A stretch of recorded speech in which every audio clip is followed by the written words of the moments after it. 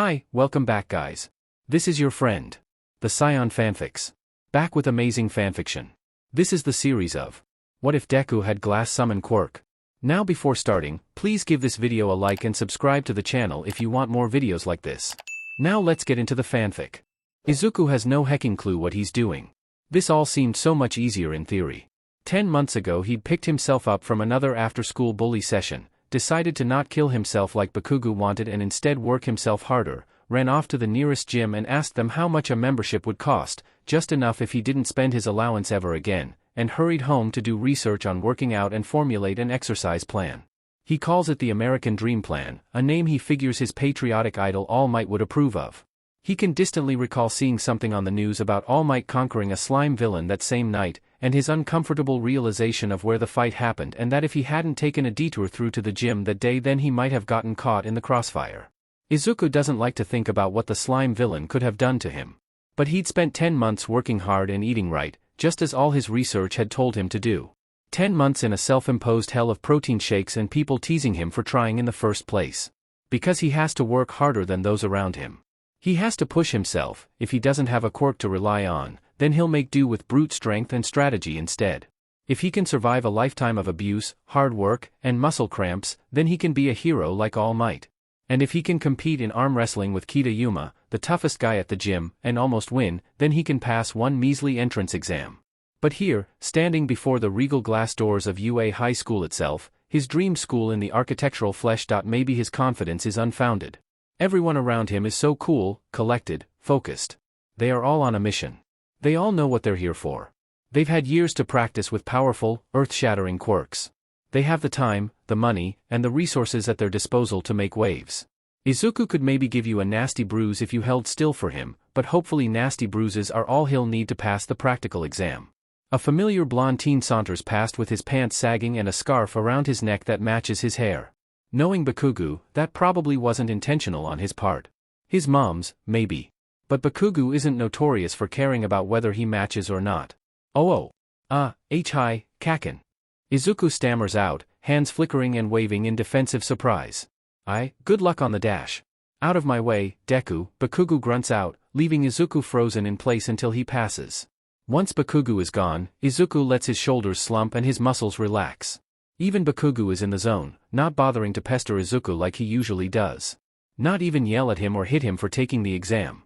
Which means if he's going to get anywhere, Izuku's going to have to focus just as hard. Get in the zone, Izuku. You got this.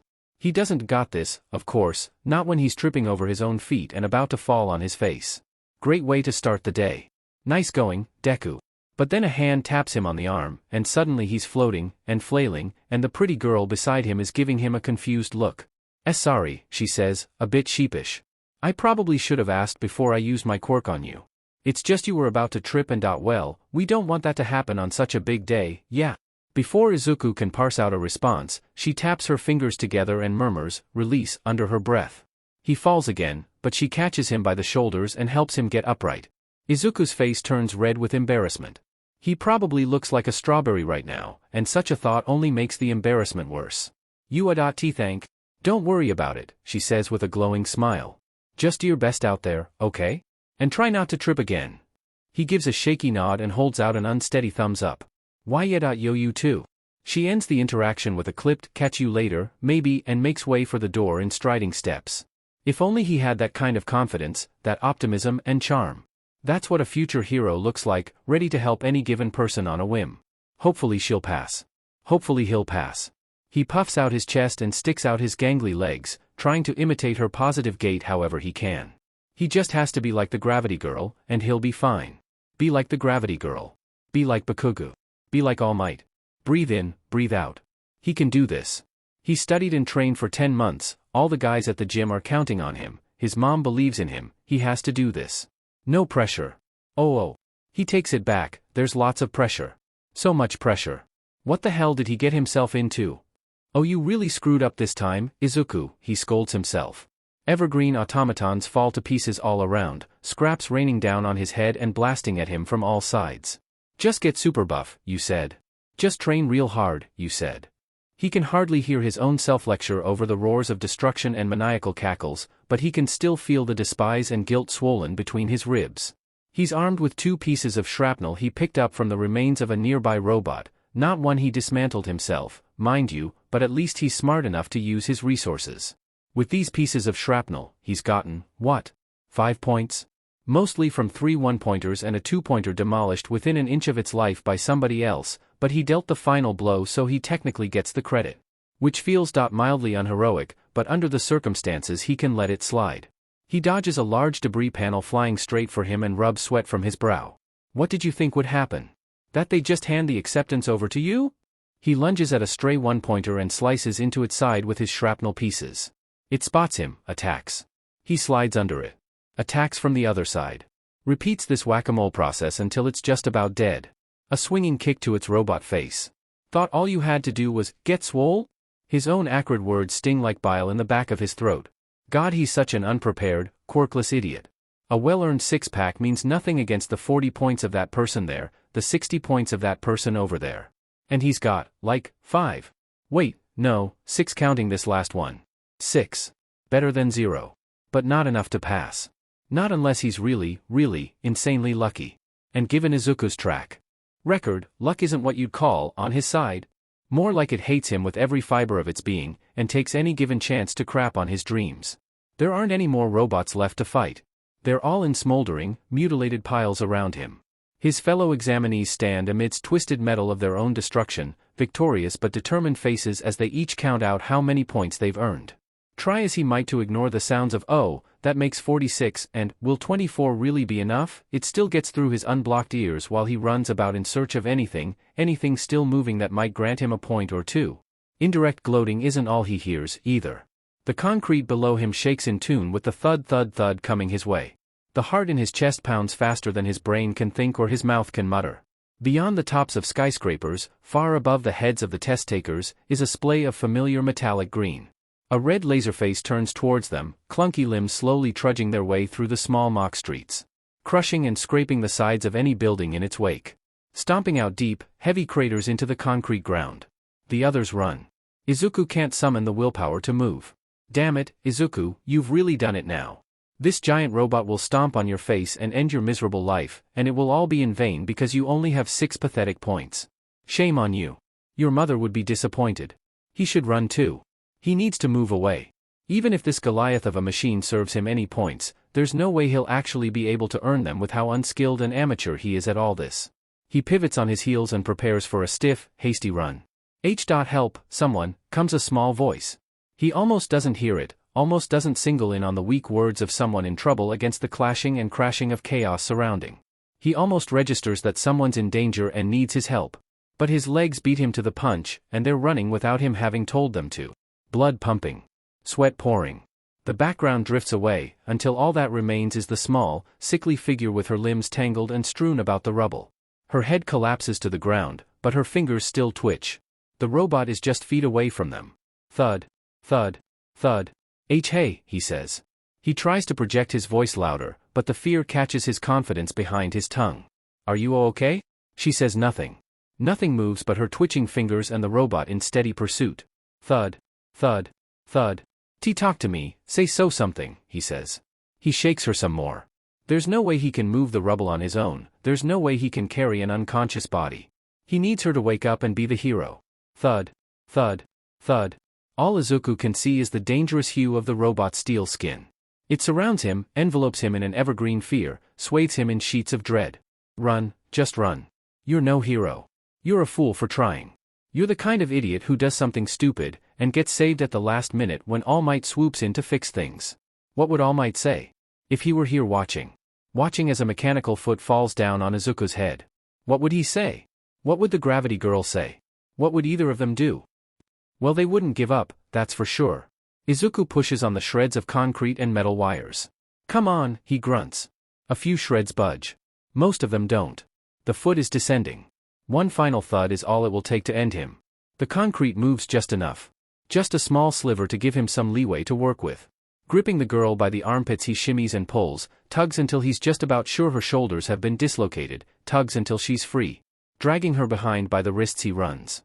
The foot is descending. Closing in. He has to duck his head and crouch low as it comes down on him. The foot is cold and pressed with small rocks grating on his back. He grips tight to her wrists, recoils, flings. She tumbles and rolls outward onto the uneven pavement. Unconscious but safe. Thank God. Izuku leaps after her and away from the robot. Just as it closes in. Just as the final thud rings out in the thick, brisk air. Izuku screams out in pain. He pulls on himself, tries to crawl away on his scraped elbows. His foot won't move. Bones crunch and blood squirts and skin ripples as he shifts his weight under a cold, oppressive force. What the, oh. He got his foot stuck under the robot. He mostly escaped, sure, but of course he can't just walk away unscathed now, can he? He's Midoriya freaking Izuku, the universe's favorite punching bag. He's got to sustain at least a little damage or else it just isn't right. The robot, of course, takes its own sweet time lifting its foot back up to release him and carry on with the next thudding step. And as its weight shifts, it only makes the pain that much more agonizing. There aren't many words to quantify the sensation of getting your foot steamrolled by a giant Satan-spawn deathbot. It's a unique sort of hell that makes Izuku hate having an extra toe bone now more than ever. More to break. He always knew people walk all over him, but this is just ridiculous. The robot finally thuds its way off to terrorize other examinees. Is it wrong of him to feel somewhat vindicated by the sweet sounds of their anguished screams? Yes. Even so, the vindication seems to help ebb the pain a little, so he'll take what he can get. The girl stirs beside him, her groans and low whines of discomfort throwing the rest of his self-concern to the wind, and flings himself at her. "Hey, are you okay?" he rasps out with a cough. Shaky, she uses her hands to push herself up. Stringy hair falls into her face, but behind the curtain of brown are two groggy, equally brown eyes. Wait. He knows those eyes. This is your Dash. Her gaze meets his, and she seems to meet the same realization he did. "That I don't know you," she slurs. It's Gravity Girl. In much the same way as she did for him before, he pulls her up by her shoulders. She cries out, and he lets go. So he did dislocate them, then. He'll have to apologize with a card or something. Maybe some flowers if it's not too romantic. Thanks, she says, and crawls into an upright position on her own. What's your Dash? A loud siren noise clips the end of her question. The distant thud of the robot halts. On the intercom comes a familiar voice. Tim's up, folks. It's already, oh God, what? It can't be over, he only earned 6 points. It can't be over, not now, not yet. Not when this matters most. Present Mike directs them on the end of exam procedure via intercom and speaker system, but Izuku's mind is on other, more important things. Like freaking out. The announcement concludes, and sight of Gravity Girl shifting at his side manages to snap him halfway out of his panic. Not fully, mind you, because he is always panicked to some degree, but enough for him to be functional, at least. Thanks for, he says through a cringe. His own social ineptitude only adds to the hurt. You know. Helping me not trip. Or anything. Despite the dislocated state of her arms, Gravity Girl manages to force out a chirpy smile. I should be thanking you. You saved me back there. Her tone is still queasy and her words are still slow, but a lot more lively than before. Which is admittedly not hard, because she was unconscious under a pile of rubble not long ago. With wobbly knees she rises to her feet. Sorry about your arms, Izuku blurts. I pulled too hard and I am sure you Dash. You kidding? She continues to smile. You saved my life back there. My arms will be fine. What about your foot? Did that happen because of me? Oh God, now he's unintentionally guilt-tripping Gravity Girl. Could he be any worse of a human being? And no, it's my own fault, he insists.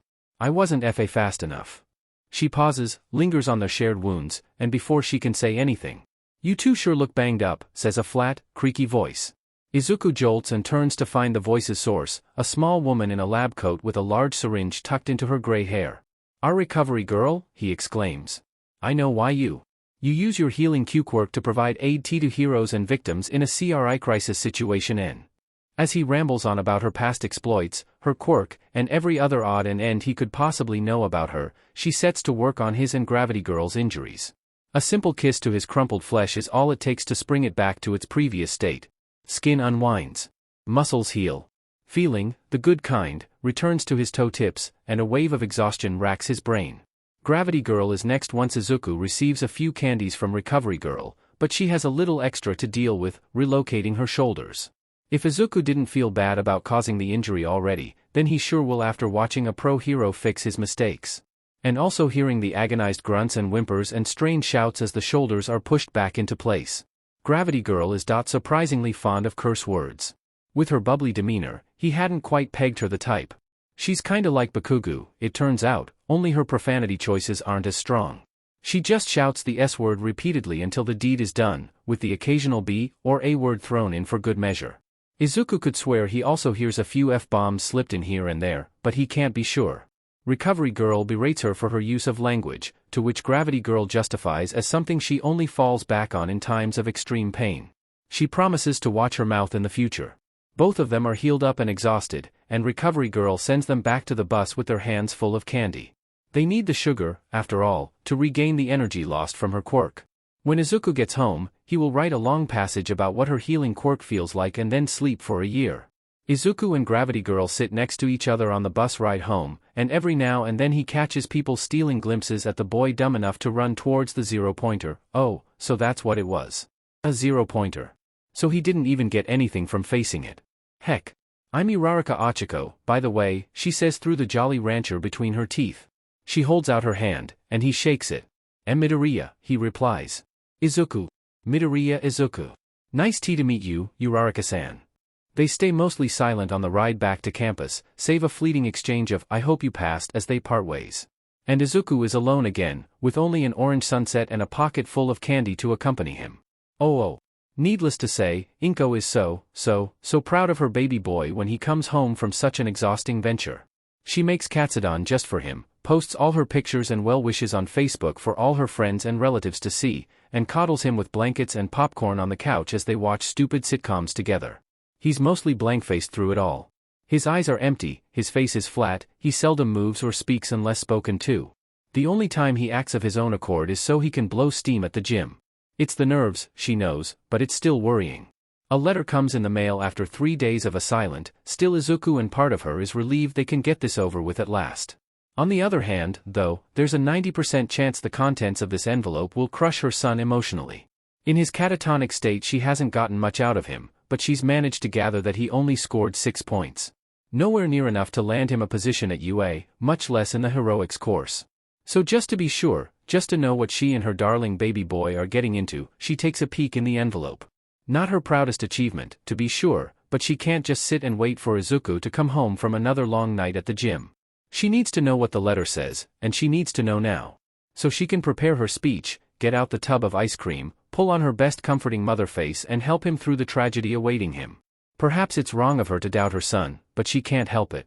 He's a quirkless boy standing against the best, brightest, and strongest the country has to offer.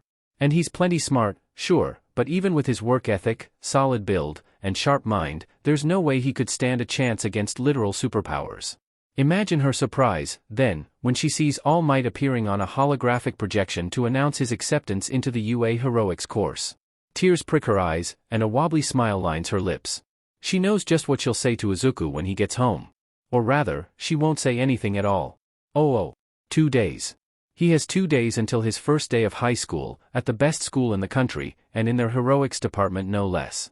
He doesn't want to think about how Bakugo will be sharing a class with him again, how even high school can't seem to split them apart, but he can deal. He's been dealing his whole life. He faced off against the robot from hell and survived, talked to strangers and survived, gone through a life of abuse and survived. He can do this. He can do this. What he can't do is sleep. Izuku sits up and rubs his eyes. It's dark. The alarm clock shines with bright red numbers reading 2:43 a.m., which casts ominous shadows into the dark and illuminates the silhouettes of all his All Might memorabilia. Those aren't ghosts creeping in to kill him, they're just action figures. That's just his chair with an All Might hoodie draped over it. Who gives a knife to a chair, and all that? He heaves himself into an upright position at the edge of his bed, swings his legs onto the ground, smacks his lips. When did he get so chapped? And thirsty, for that matter.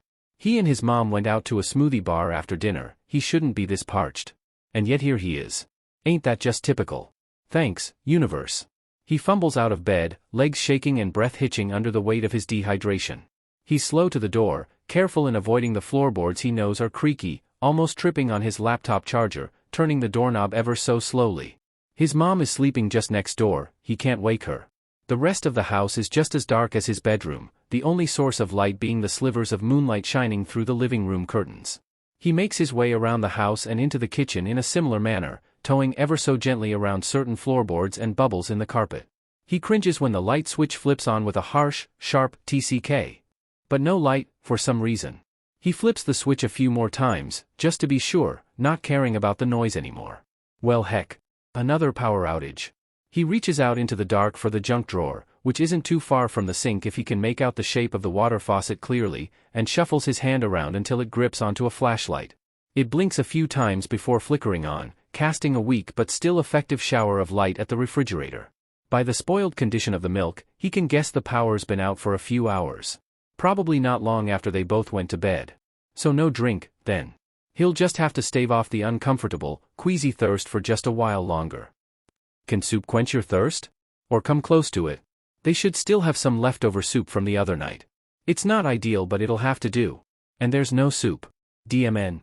Izuku Tetrases the refrigerator contents in search of some kind of liquid, anything really, so long as it has some amount of fluid in it. This level of dehydration shouldn't be normal. Not the kind that scratches and burns up your throat in a way only Bakugo's explosions can achieve, tugging at your esophagus with knives, with each hot breath only nailing you further into your own waterless coffin. Water. Oh, wouldn't that be nice? Maybe he should go and tell his mom about this. She'll know what to do, about both the power outage and the unbearable thirst. But before he can take a step in the right direction towards Inko's bedroom, his hand tingles. It's a blunt, but no less visceral, tingle, consuming every muscle in his hand with a grainy soreness. His fingers clench against his will, curving and solidifying into a firm C shape. Like a Lego hand. Oh God, is he turning into a Lego? He pries at his fingers, grips his wrist, tries to stop this, tries to understand what this is. Grunting, miming, tugging, pulling, begging the universe to make it stop, make it stop, make it stop. The pain does not ebb or flow, but rather pools into his fingers and swirls in his joints. And then it happens. With a flash and a pop, the tingles go away. Just as fast as they arrived. The torrent of sensations dissipates down his wrist until it is no more, leaving only a cold, slippery weight between his fingers. He shines the flashlight on the object now in his hand. It's a cup. A glass, 8-ounce cup with water sloshing inside. The shine of the flashlight bounces off its rim and into Izuku's eyes, causing him to squint, but the cup is still there. Still real. Still solid. Still water. He doesn't question it at first, just thanks the universe for finally being on his side for once. The water is icy, refreshing, pure. He rushes to gulp it all down. It doesn't cure his dehydration, but it coats the sides of his dry and raspy throat and provides a bit of comfort. And honestly, something is better than nothing. Small graces. But then there's the question, what the hell just happened? Had he, in his desperation, hallucinated it? It has to be, there's no way. Izuku pulls a chair out and plops down at the table. Never mind the loud, low screeching noises of the chair legs dragging against floorboards. This is important. Flashlight propped towards his hands, with one gripping the wrist of the other with intense fervor, he tries again. He watches and he stares, and he turns his fingers rigid. And nothing happens at first, so he begs. He begs his hand to give him more water. Please. He's thirsty and he's curious and he needs to know he's not crazy. And if he is crazy, then he can at least laugh about it with his mom in the morning once they've got the power back on. In the midst of his pleas, the pain surges back into his fingers, and then there is yet another flash and pop. And another glass of water. Izuku repeats this process again. He rushes into his room and fishes out his notebook to jot down observations of everything. How much water, how it tastes, how his hand and throat feel, how cold it is, everything. Izuku keeps this up until 7 in the morning, when his mom wakes up. She strolls into her dining room to make herself some coffee, only to find a mountain of water glasses stacked against the walls, on the table, along the floor. In the center of this unmoving hurricane of water glasses is a lanky, green-haired boy who seems to be producing them out of thin air. Each time another one appears in his hand, his smile gets wider and his eyes grow brighter. He jots down something in the notebook set before him, muttering senselessly as he narrates his innermost thoughts for all to hear. What is all this? Inko asks, still tired but having been effectively jostled into awakeness by the strange mess her son has made. Do they even own this many water glasses? She tries her best to throw on a disappointed, angry mother face, but it's too early for acting so the best she can manage is exhausted confusion. Izuku's face is shining, or perhaps it's just the glossy film of tears running down his face. His smile crinkles and wavers as he matches her gaze. Through chokes and quivers and broken but happy smiles, Izuku sobs out, Mom? I've done it. I doubt I have a quirk. This is all moving a little too fast. First there was the hugging, and the crying, and the collapsing on the floorboards and laughing until their faces hurt, and then came the questions. How is this possible? He has the toe joint. He's quirkless. How does it work? Why does it work? Is the universe finally on his side? Lucky for Izuku, he has an answer to each and every one of those questions.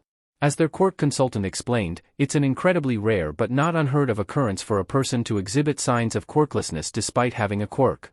This only affects about 1 in 2,000 people. Izuku privately gleams at the knowledge of how special he is. The second question is a little trickier to answer. He can create a glass of water, that much he knows. It always appears in his hand, and it's always 8 ounces, and the container always remains fixed as a glass cup with a slight bluish tint. Like those glasses you sometimes get from hole-in-the-wall diners, but a bit less tacky. And he can adjust the temperature if he tries hard enough. But what else his quirk can do? He's not sure yet. And as for the third question, no. There's a reason he's meeting the UA principal to discuss his new quirk without his mother, after all. Izuku gives the door a shy knock. "Come in," hollers a voice from the other side of the door. It's small and formal. It's the voice of a soft-spoken telemarketer, not an esteemed high school principal. The principal himself looks less like a principal than he sounds. Some weird hybrid between a bear, a mouse, and a dog with a cute little suit vest and a scar over his eye. Principal Nedzu?" Izuku stammers out, poking his head through the doorway. "In the flesh," he says. "And you must be Midoriya Izuku. I believe your mother spoke to our office this morning on the phone, about a need to adjust your quirk status in our system." Izuku doesn't have time to respond before Nedzu gestures for him to enter the office. Come, sit, please. Would you like some tea? It's chamomile." Izuku sits down on the surprisingly cushy chair just across from Nedzu's desk. There's already a metal tea tray on it, complete with doilies and white handle mitts and a piping chrome kettle in the center. Sure. So Nedzu pours some tea, and for the longest time it's the only sound between them. Izuku tries not to dwell too much on what Nedzu might be planning, what sorts of plots are shifting behind those suspicious beady eyes of his. Suspicious? Crazy talk. Nedzu is a wonderful person. He gave someone as sniveling and stupid as Izuku a chance to get into a school way above his worth on a whim. Shame on you, Izuku, for thinking any less than the best of Nedzu. Is your mother not here with you? Nedzu sets out a doily in front of Izuku and sets a small teacup, smaller than Izuku's fist, down on it. No, sir, Izuku says, and shakes his head with panicked fervency. She's down at the Q-Quirk registry, to update my status. Nedzu tilts his head back and sips some tea. Ah. You're here to handle the academic side of things while your mother goes legal. Divide and conquer. He smirks. Efficient. Izuku almost thanks him for the compliment, but something about Nedzu's vacant stare keeps his words trapped behind his tongue. His burnt tongue, mind you. DMN, that tea's hot. After another, longer sip, Nedzu speaks again. According to what our secretary says of today's phone call, your quirk manifested last night? Why yes sir. Izuku inwardly scolds himself for his accidental loudness. Time and place, Izuku. You Yes sir. Would you care to enlighten me? Boy oh boy, would he? That's all he's been doing for the last few hours, is enlightening people about his quirk. Literally anyone and everyone he encounters on the street. Random strangers. Distant relatives. Every nurse and patient at the quirk clinic. Janitors. Bus drivers. Look at Izuku, everyone, he's not the wasted space they all thought he was after all. He can do things. Look at him create a glass of water. Isn't it neat? The only person he hasn't enlightened at this point is Bakugo. And for good reason. Without much more than an incoherent murmur of affirmation, Izuku sets down the teacup and stretches his arm out before him. Tenses his muscles. Pulls his fingers into a now familiar C shape. Then there's the flash and the pop he's grown so fond of, it gets less painful the more he does it, and then there's a glass of lukewarm water in his hand. Try as he might to contain his joy, a large and crooked smile still spills onto his face. The novelty of having a quirk still hasn't worn off. He hopes it never does. So you create glasses of water at will, Nedzu muses. Another sip of his tea. Only 8 ounces. Izuku sets the glass down beside his teacup. And the container is fixed too. Can you create any liquids besides water? Sir? I've had this quirk for about 10 hours. I haven't even mastered water yet, let alone tried other liquids. Nedzu frowns. Is he disappointed? Is Izuku stammering too much? Oh god, he knew his quirk was stupid and pathetic, this just confirms it, now Nedzu will see how unworthy he is and withdraw his acceptance from. You seem to have mastered water pretty well to me. Based on your demonstration, at least. Master? Me? Oh no, sir, you don't, I lose control a lot and sometimes when I'm startled or scared I'll turn my Q-Quirk on by accident and I can't always get it to the right temperature I want, and dash. Midoriya, Nezu interrupts. Izuku breaks from his train of thought and purses his lips tight. Calm down. If you're going to make it in our heroics course, you're going to have to loosen up a little. If that's what it takes to make it, then Izuku won't make it past the first day.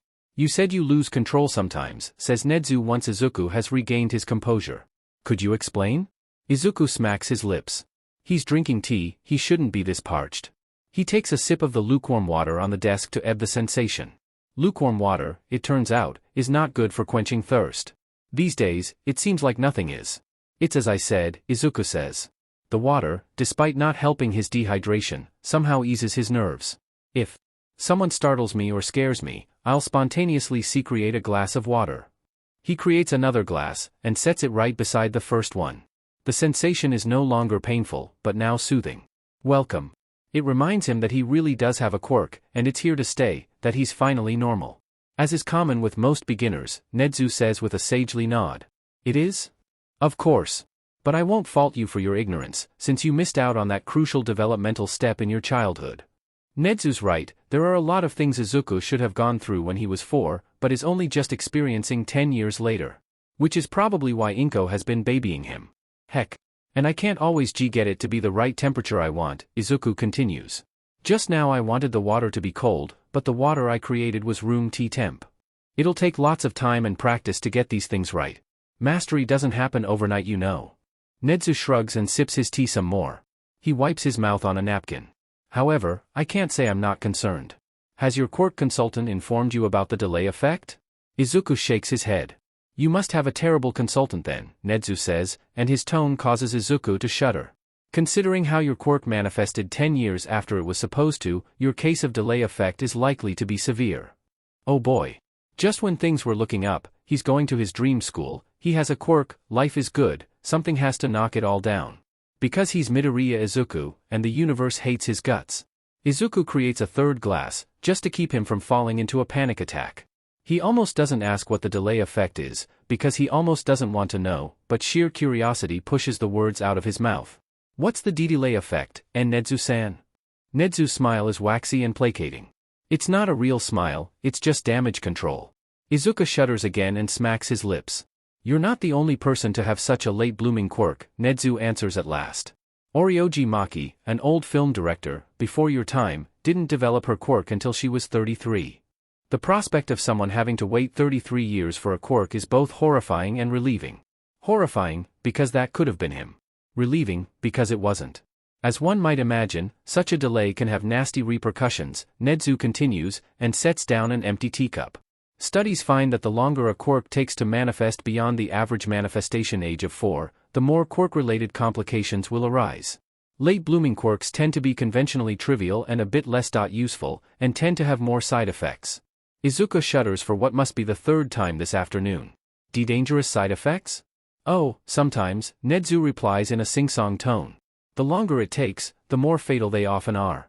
For Oryoji-san, the side effects of her quirk caused her ribcage to invert to the outside of her body, and she died on the spot. Izuku swallows hard. It could get that bad, huh? But you're only 14. Nezu attempts to assuage, most likely in response to Izuku's sudden hyperventilation, but it's too late. The damage is done. You're only delayed by about a decade. While you will no doubt face the delay effect, it will be nowhere as severe as with Oryoji-san, I assure you. It would be easier to believe Nezu's claim if Izuku's default emotion wasn't delirious panic. At least he can hide it well when he has to. Another glass pops into his hand, and he sets it down. A small crowd of glasses is forming on Nezu's desk, who only stares at it with the sort of distant fondness only an adult could pull off. Nezu refills his teacup with more tea, but it's cooled down over the course of their chat. Now, since this is all so fresh, we don't yet know what side effects you will express. Yes? So we'll have to keep a close eye on you. A long, silent sip. I propose fitting you in with one of our dormitories. A glass pops into his hand out of shock. You have dorms? A little-known fact, Nezu says with a sharp headshake. But yes. They're reserved exclusively for those who live too far away to make a commute, and exchange students. I'm sure we could make an exception for your situation though. This is all moving so fast. Him? In a dorm? At UA High? He's got conversational whiplash. First they're talking about his quirk, then about delay effect, then about dormitories. We need to keep you under close watch, says Nedzu, teacup set aside and hands folded out in front of him. To make sure you don't exhibit any potentially dangerous side effects from your quirk, and what better way than to keep you on campus? Why you dash? Of course your mother will need to give her permission, and I'll have to run it by the school board. But given your circumstances, I'm sure all parties will be in agreement. Does this sound reasonable to you? Dorms. He wants to put Izuku in their dorms. Dorms he didn't even know existed. He's been obsessing over UA ever since he knew it was All Might's alma mater. How was he not aware of such a detail? If that's what's bothering him about this of all things, then maybe Izuku needs to recheck his priorities. But dormitories. This could change everything. He'd be not just attending his dream school, but he wouldn't even have to leave. No going home, no commute. Just him and the sweet-smelling wood and walls of his dreams. Never mind the specific reason behind the dorms, don't think about how it's only to make sure his shiny new quirk doesn't straight up kill him. His chest swells and stars dance in his eyes. Maybe the universe doesn't hate him after all. Yes, says Izuku with passionate haste. That sounds like a good idea to me. Splendid. Nedzu holds out a little cardstock slip of paper. It has his name, occupation, and the UA symbol on it. Have your mother call me later today so we can discuss this more officially, alright? Oh, none of these bananas are ripe. But we don't even need any, right? Izuku sets the still green bananas back on the rack. Ours didn't go bad. They weren't even in the fridge when the power went out. How many do we have at home? Inko asks. She clicks her pen a few times. 2, I think. Then we should get some, while we're here. Izuku concedes, and pulls the least underripe bunch off the rack, tosses it in the cart, and follows Inko as she pushes the cart down the aisle. The Midoriyas make their way out of the produce section, cart already half full. And they haven't even gotten all the items on their list. Needless to say, they're going to be here a while. Izuku squirms in his red flip-flops and rubs his temples. He starts UA tomorrow. He shouldn't be out grocery shopping at this hour. He should be rolling around in bed, trying to sleep and failing because of nerves. And then there's the elephant in the room Izuku still refuses to address, still burning a hole in his pocket in the form of a folded-up business card. As much as he wants to go into the dorms, the chances his mom will let him are slim. If he explains the reason Nedzu wants him there, she'd sooner swathe him in bubble wrap and never let him leave the house again. Forget going into the heroics course, he wouldn't even be allowed in regular school. Not an ideal way to spend the rest of his life. All the same. Dormitories. At UA. If he turns down this opportunity he'll probably die of regret. That is, if the delay effect doesn't knock him first. Izuku C-shapes his hand, and a glass of water appears as it should.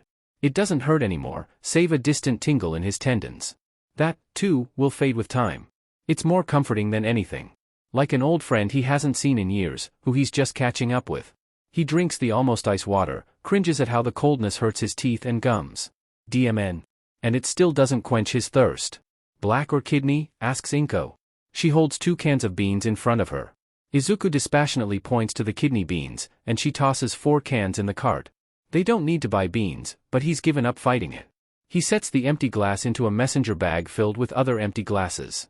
Inko had gotten it for him so he had a place to put all the glasses he created when he had no ready way to dispose of them. He's had it for less than a day and it's already almost full. Izuku rasps out a cough and applies some chapstick. Fantastic how he's getting a cold right before the most important day of his life. Maybe it's all the cold water. Izuku? Izuku? Inko is snapping her fingers at his face. She's got a worried look in her eyes. What? Oh, sorry, Mom. Lost in thought there for a sec. She frowns. You've been all spacey, more spacey than normal, at least, ever since you got back from your meeting with Principal Nedzu. Did something bad happen? No, nothing. Nothing bad happened. But there was certain talk of bad things to come, and Izuku isn't sure he's alright with sharing the details of those bad things. Not with a worrier like his mom, not when he's still reconciling with the high of having a quirk in the first place. They turn down another aisle, and Inko crosses something off her grocery list. Izuku switches his messenger bag over to his other shoulder and creates another glass. It's hot, boiling, steaming. The heat pierces through the glass and into Izuku's hand. He drops it with a yelp. Glass shatters on the ground. Water spills over the linoleum tiles, and he has to tow away from the growing puddle to keep his flip-flopped feet from getting wet. Izuku, his mother shouts. What just happened? Are you okay, sweetie? She rushes over to grip him by the arms and scan him over for injuries. Jay just made it a bit too hot, sorry, Izuku stammers out, still in shock. Of course it's just his luck to finally get a quirk, only for him to be unable to even control it. Not like controlling it would do much good anyways. What's he gonna do, hydrate criminals to death? He should quit this whole heroism thing while he's ahead. People like him often become villains. People who wanted to do good, but got shot down by circumstance. Izuku's a victim of en masse bullying, prejudice, abuse, and now a faulty, and trivial, quirk. It's the perfect villain backstory. He doesn't really want to be a bad guy, but hey. It worked out for Megamind, didn't it? He just needs to find a Roxanne and a minion to help him on his path to redemption, and he's set for life. Izuku, you're spacing out again. Oh right. There's a grocery store employee mopping up the mess now, and Inko is still standing there with her hands gripping his arms in confused concern. Great. His mom is worried, and people are cleaning up after his mess. Maybe there's some merit to the villain idea after all. Izuku, baby, you need to tell me what's wrong, she says. Her voice is stern, and stiff, and motherly. Nothing's wrong, he says again. He doubts even the employee, Aimi, judging by her name tag, believes him when he says that. To be fair, he doesn't even believe himself. I love you, but you're a terrible liar. What's wrong? Now Aimi and the person on the other end of the aisle, an old man with a lobster mutation quirk, are both watching. Waiting to see his response. So the universe does hate him, then. Netsu-san mentioned something, Izuku says. His voice is croaky from a thirst he can't seem to cure. Delay effect. Inko puts a hand over her mouth, and her sickly gasp tells him she knows exactly what it is. Oh, baby, I hadn't even thought about. I've been so wrapped up in all this quirk business, I forgot all about the delay effect. So you know what it is then? Of course. I studied to be a quirk consultant before I became a mom, after all. Ah, right. She had to quit college when she gave birth to him. Not a guilt trip at all. Totally doesn't make him feel any crappier than he does already. Fantastic. Forget Megamind, Izuku has no hope of redemption whatsoever at this point. They should just kill him now. Inko has him in a loose, warm hug, and he's sinking into it. He doesn't care about Aimi or the lobster man watching, he just falls into her large and smooth arms. He lets out a stiff breath. I'm so sorry, she says, and he repeats her words back at her. Have you seen any side effects yet? None. Good. Why didn't you tell me? I thought you'd take me out of UA. She kisses his hairline and whispers, I won't, baby. I promise. I know how much this matters to you. Izuku buries his face into her shoulder. He should stop crying. It'll only make his dehydration worse. She doesn't pull him away from her, and Izuku doesn't mind. Aimi tries not to stare, and keeps mopping around them. He pays her no heed. Izuku reaches into his pocket, eyes still closed to hold the tears back, and shoves the business card into her hand. What's this? Now is when she pushes him away, but only to look at the paper. He wants to put me in their dorms, says Izuku. He hugs his arms and squeezes. Tight. To keep an eye on me, make sure I don't show any serious side effects. And I take it he wanted me to call him to discuss the matter? Izuku nods. His eyes are still closed, and his body is slumped. Muscles relaxed but still tense, expression flat but not at ease, he stands and wavers alone in the grocery aisle. Swaying to the breeze of his unfulfilled desire to be held in his mother's arms again. It was so nice. So comforting. Like the sensation of creating a glass, but all over his body instead of just in his hand. But he doesn't ask to hug her again, because it's stupid and because he's being melodramatic and because he needs to be strong. He wants to be a hero, he needs to start acting like it. Heroes aren't weak. I'll talk to him, says Inko. When we get home. And then she pulls him into a hug again. It's just like the last one. Startled by the sudden gesture, Izuku accidentally creates a glass by surprise. It shatters to the floor. Wet feet put the hug to an abrupt end, almost as abrupt as it had began. Aimi stifles a groan and moves over to clean up the new mess. Inko laughs and ruffles his hair like she used to. How'd I get such a clumsy son? Izuku wipes his eyes, opening them at last. His face feels hot. He moves to push the cart and gives Aimi an apologetic look, before turning to his mother. You're one to talk. Didn't you drop me on my head when I was little? Hey! That was an accident. I was looking after your cousins that day, you tried juggling so many babies at once. They both laugh, and Izuku can almost see the lobster man smirking at them as he passes. It takes almost all night, but they do get all of their grocery list crossed out. They have about 20 grocery bags, most of which Izuku has to carry. He spent 10 months hitting it hard at the gym, this should be no sweat, right? Wrong, Izuku is still a total wimp. But laughing at his ineptitude seems to help break up the emotional tension, so he SCKS it up. Izuku creates 5 more glasses of water on the silent bus ride home, and goes on a long-winded tangent about his quirk's properties to the old woman unfortunate enough to have sat next to him. They stumble through their front door after 10 at night. A note on their counter from the apartment maintenance staff tells them the power is back on, and they hold a minor celebration once all the groceries are tucked away. It's a task harder than he thought it'd be, but it makes sense considering just how much they had bought. No, Mom, they don't need more goldfish, they have like 2 boxes already. They celebrate with popcorn and blankets in front of the TV watching the evening news. At 11, Izuku yawns and says he's ready to hit the sack. He asks if and when she'll call Nezu, and she tells him not to worry about it. Izuku worries in spite of this. He does not end up sleeping like he had intended, instead spending the whole night pacing in his room and creating glasses of water while panicking. Will she call him? What will she say? Will he end up in the dorms? What are the dorms like? Oh God, he's really going to UA. Will his classmates like him? Will Bakugo keep beating him up? Will the delay effect be a problem? Is he okay? Is his quirk cool enough? What can he do with A? Turns out he's been panic rambling all of his worries out loud, and at 1 in the morning his mother finally tells him to be quiet and go to sleep. Oh. The phone call comes at 11:32 p.m. Most people would be upset at such a late call, but not Nezu. In fact, he's been waiting for it all day. It comes not as a late-night curse, but as a relief to his long-drawn impatience. Well, impatience isn't quite the word. Nezu can be very patient when he wants to be. But such an exciting case such as this has him antsing in his seat. A person who didn't manifest their quirk until they were 14? Attending his school? It doesn't happen every day. He can't wait to watch and see every step of Midoriya's journey. If only time could go faster. He has already considered employing his good friend Night Eye to look ahead into young Midoriya Izuku's future, but where's the fun in that? Midoriya Inko-san, I presume? Yes, comes the voice on the other end of the line. Why, you must be Nezu-san. But how did you know it was me?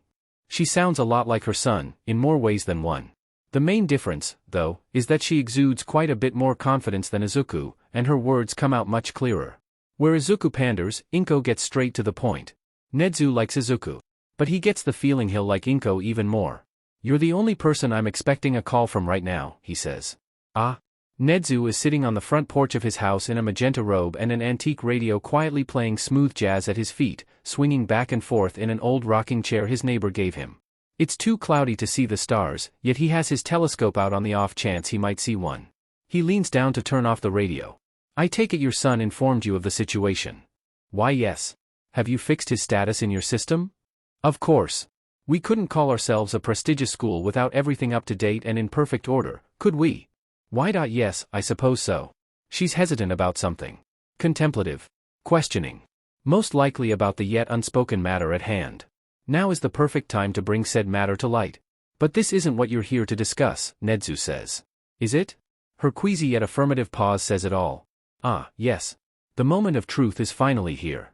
He tries his best to reel in his excitement, but a small hint of giddiness still slips into his voice. And have you made a decision? As a mother, Inko says. Most voices sound small through a phone speaker, but Inko's is brimming with firmness and maturity. The idea of losing him to a side effect of his own quirk, it terrifies me. As I imagine it would to any good parent would. Being a literal lab experiment, relations with his own parents is testy. So Nezu isn't all too knowledgeable about parenthood. But he's been around humans, and his students, long enough to get a good idea. I only want what's best for my son. Of course you do. These dormitories. Can you promise me this is best for my son? Without hesitation, Midoriya-san. We will take good care of him here, and inform you the moment any side effects present themselves. She's going to say yes, he just knows it. He's known she would approve since he proposed the idea in the first place, but it's still invigorating to see a plan come together. All right. I suppose I can allow this. When does he move in? Nezu's already thought up these details, set out an intricate chart of every possibility, every action, every reaction. He tells her just as it says on the chart, that Midoriya can bring his things in before school on the first day, and that they'll move him in once classes are over. They're currently all full, so until they can build a spare room for him he'll have to have 2 roommates instead of 1. Inko insists it isn't worth the trouble, as he suspected she might, and she tells him they don't need to go about and build an entire room just for her son. Nezu tries to say it really is no problem, but she doesn't want them to be too much of a burden on the school. It's only temporary, anyhow, they don't know how temporary, just that he won't be in the dorm forever. The phone call ends and it's 12:46 a.m. Some of the clouds have cleared, granting him a few sparse glances at the stars above. But it's late, he's admittedly a little tired, and has some important days ahead of him, so he concedes to save stargazing for a clearer night. It's simply delightful when a plan comes together. But there's just one factor, one wild card, that Nezu can't quite determine or account for. One factor that could blow everything, make all his efforts with Midoriya futile. And that factor is Midoriya's strict homeroom teacher, Aizawa Shoyuta.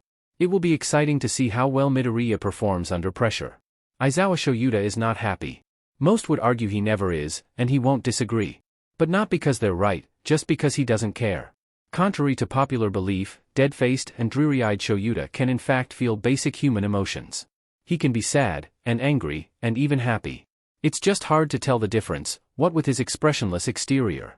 There are about 5 people in the world who can identify his different emotional states: his self-proclaimed best friend Yamada Hisashi, his other self-proclaimed best friend Kayama Namuri, his self-proclaimed girlfriend Fukikato Emi, Principal Nezu, and his mother. Why so many people are so fond of proclaiming themselves as being close to Shoyuta, he'll never know. Yamada, currently Present Mike, and Kayama, currently Midnight, are sitting on either side of him while Nezu prattles on and on at the head of the table. Shoyuta has his face hidden in his arms, but he's not asleep. As much as he hates it, he is wide awake. Which is why he's not happy right now, for the most part. Most of the time meetings are so boring he can catch a quick nap, and almost get a healthy amount of sleep before school starts. But this meeting just has to be interesting enough to keep his brain firing against his will. It's all might this, all might that. Emergency protocols if he runs out of quirk juice, substitute system for if he can't teach a class. The entire discussion is dominated by proper procedure for babysitting All Might, and for some reason it's captured his brain's attention. Just go to sleep already, idiot. But he can't sleep, as hard as he tries. Through forced yawns and closed eyes, nothing seems to work. Any questions? Nezu asks. A beat of silence passes before he continues. Splendid. Now, let's move on to the next point of discussion, shall we? No one has any chance to object or get a word in before Nezu carries on speaking. Most of you are unaware, since this was a last-minute decision I made on my own, Nezu says in a grave, apologetic tone. But we will be housing 61 students in our dormitory this year. Do we even have the space for an extra? 13 asks. From the distance in their voice Shoyuta can guess they must be sitting on the far end of the staff room. 1 student per bed, 2 beds per room, 30 rooms in total. Meaning we don't have enough for more than 60 students or we'll max out. I understand, says Nezu. I offered to construct a new room just for him, it's well within our budget, but his mother insisted against causing undue hassle. So while it's far from luxurious, we agreed upon situating him with an air mattress on the floor of room he moves in after school lets out this afternoon. A voice from his left speaks up, Midnight. Couldn't you just evict 1 student from the dorms to make way for this new kid, if he's so important? Those other students need the dormitory just as much as he does, Nezu hums in reply. Shoyuta can't see why anyone even debates with Nezu about these things anymore, they all know how smart he is. I can't just kick one person out in good conscience. If I might ask comes in a newer voice. It's deep and gravelly, and after everything they've discussed this meeting Shoyuta has long grown tired of hearing it. But since All Might is teaching this year, Shoyuta will have to learn to get used to the sound of his voice. What makes this student so important you need to overflow the dorms just for him? I'm getting to that point, All Might. Nezu chuckles a little, mostly to himself. His name is Midoriya Izuku. Wait. Midoriya. He knows that name from somewhere. Why does it sound so familiar? You may know him as the boy who got admitted into UA without a quirk. He's a student of the 1A Heroics class. So this kid is one of Shuta's students. That's why he remembers the name. Oh DMN, that kid was intense, says Present Mike. Why must he be so loud? Shoyuta puts his hands over his ears and he can still hear him. Swooping in and saving that girl like he did. Is something wrong with him? Comes the old but in no way frail voice of Recovery Girl. A pause. Nezu SCKS in his breath, but only Shoyuta notices. He's the only one listening close enough. If it's such a big deal that even Nezu's quaking in his boots, then there's no way Shuta's falling asleep now. I trust you are all familiar with the concept of late-blooming quirks? A few silent murmurs of affirmation. Yeah, Shuta's heard about them here and there. Nothing too in-depth, because he's never needed to know. Wait, he sees where this is going. Don't tell him. On Saturday, at 2 in the morning, Midoriya manifested a quirk. Of course. Because no class would be complete without a problem child who can't control his own power. Happens every year. He should really start anticipating this in his lesson plans from now on. Perhaps Shoyuta should just save himself the trouble and expel this kid preemptively. With a quirk so new, he'll probably end up having to expel him sooner or later anyways. But he won't, of course. He recalls Midoriya showed exceptional potential in both parts of the exam, and Shoyuta has a firm belief in giving everyone the opportunity to show their best effort.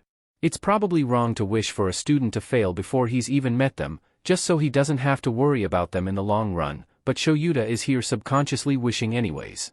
So you have him on campus to make sure he's not a liability to himself or anyone else, Snipe muses. That's right. It's safer to keep him under the constant protection of pros in the event of a worst-case scenario. So it's a good thing he's in Eraserhead's class then, says Cementos. Precisely. I just hope he doesn't go expelling Midoriya on the first day. No promises, Shoyuta grumbles through his sleeve. This garners a loud round of laughter from his colleagues, and Shoyuta must pull his arms over his ears to block out the noise. This achieves nothing, because their roaring laughter still pierces his brain. Thanks a lot, Present Mike. Well, what's the quirk? 13 asks. It's registered as drink service, says Nedzu. There's a delighted purr in his voice that says he's excited about this. That poor kid will probably end up as Nedzu's personal experiment, if he hasn't already. He can create 8-ounce glasses of water. We don't yet know what other liquids he can create, or any other limitations and abilities. A pause. All due respects, Midnight says. She sounds like she's stifling a chuckle behind her hand. But that's the late-blooming quirk we're all so worried about? The quirk he needs to be in the dorms to protect him from. Present Mike, as well as a few other teachers, is a lot less subtle about his laughing. Or maybe it's that he can't be subtle, because of how DMN loud he is all the time. Well, quirks do tend to be less conventionally useful the longer they take to develop, Snipe offers, but even he's having a hard time containing himself. And I hope you all haven't forgotten, Nedzu adds, his tone chipper. About Oryojimaki. Ah. There's the kicker. Oryojimaki, the most notorious late-blooming quirk case to date. It's good Midoriya's quirk manifested when it did, or he may end up just like her, but it still presents some concerning risks. He probably won't get it as serious as she did, but they'll have to keep a close eye. Oryojimaki had a pathetic quirk as well, and look what happened. Who knows what literal glass could do to him. By the way, all the air has SCKED out of the room, either 13's having some fun with their quirk or everyone else came to the same realization Shoyuta did.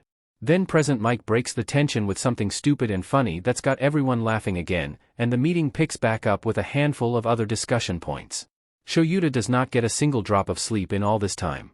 Maybe if he pretends to be asleep then it'll actually happen. So he keeps his eyes shut, his breathing slow, and his muscles relaxed.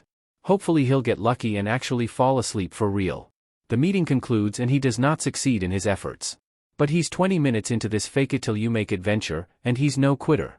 It makes it harder on Present Mike and Midnight to wake him up, and they end up having to drag him out of the conference room by his sleeping bag, but whatever. They need the workout anyways.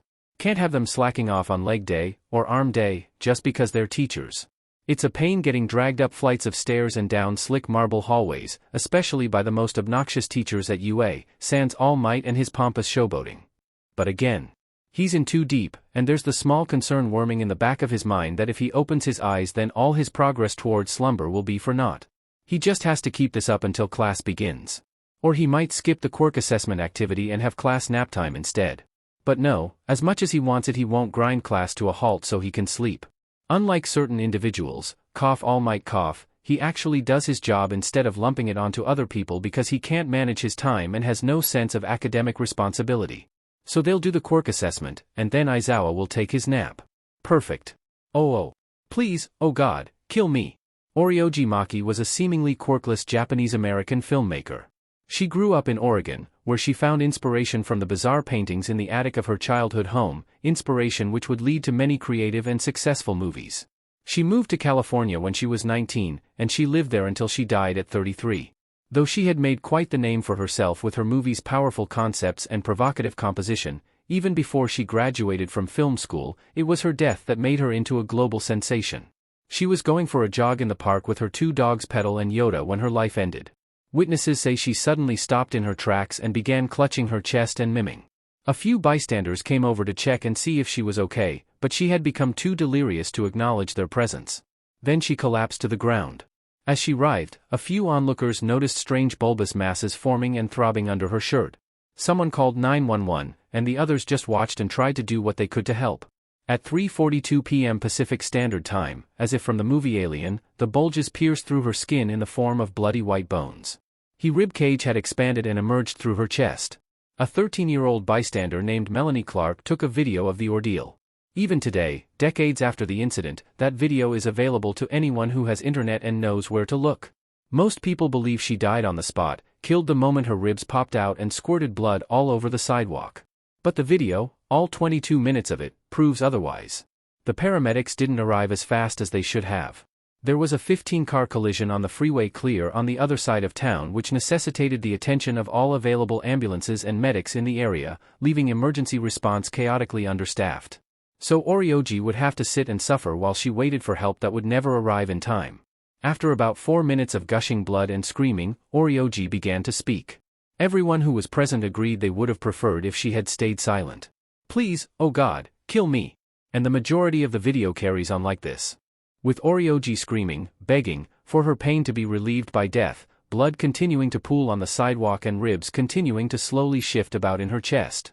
It isn't until timestamp 1903 when one of the bystanders decides to take action and put her out of her misery.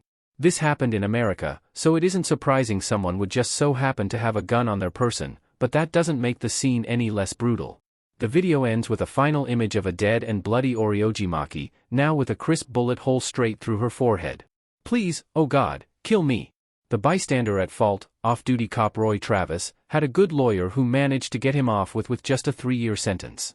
He'd saved her from her pain, after all. He was a hero. No one knew what had killed her. Bioterrorism? Government experimentation? Hate crime? Aliens? After months of panicking, protests, and social upheaval, America finally got the answers it was looking for. Those answers came in the form European Quirk researcher Ulrich Völger, who was brought in to ascertain whether the cause of death was Quirk-based. It took him 2 weeks to reach a satisfactory but unbelievable conclusion: Oryoji wasn't quirkless after all. Her quirk, now called inverted ribcage, was a grotesquely mutated version of her mother's bone manipulation quirk. What happened in the park was simply her quirk manifesting after 33 years. Thus prompted the discovery of late-blooming quirks and the delay effect. Völger wrote award-winning books on his findings, became an icon within the scientific community, and everyone got their happy ending. Everyone except Oryoji, of course, who's been dead for decades. Please, oh God, kill me. Izuku puts his phone into his pocket and rubs his eyes. Just because a video is online doesn't mean you need to watch it. Every time he closes his eyes, that image of Oryoji with her ribs hanging out and a hole in her brain stabs into his eyelids. Great. Now Izuku will have blood staining his dreams for weeks. Can you clean out mental image blood like regular blood? Can you just pour bleach in your eyes and forget whatever horrifying images you just saw? Is there such a thing as OxyClean for your brain, to help get the tough trauma out? Where is Mr. Clean when you need him? That should have been Izuku's quirk. Mind bleach. At least then he'd have an actual practical use for it. But here he is, incapable of doing more than creating an 8-ounce glass of water. 8 ounces. And it doesn't even hydrate him. Well, at least he's close to the UA campus. Then he can let classwork scrub the sounds of Oryoji's screams from his ears.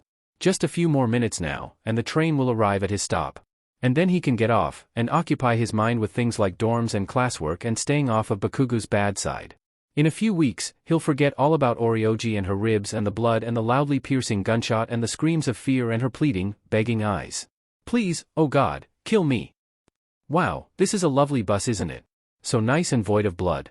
No one is unhappy on this bus, everybody's super intact and not bleeding. Wonderful. It's amazing how the skin can keep people's bones in their bodies all the time. Everyone in this bus has nice skin. 1010 would ride again.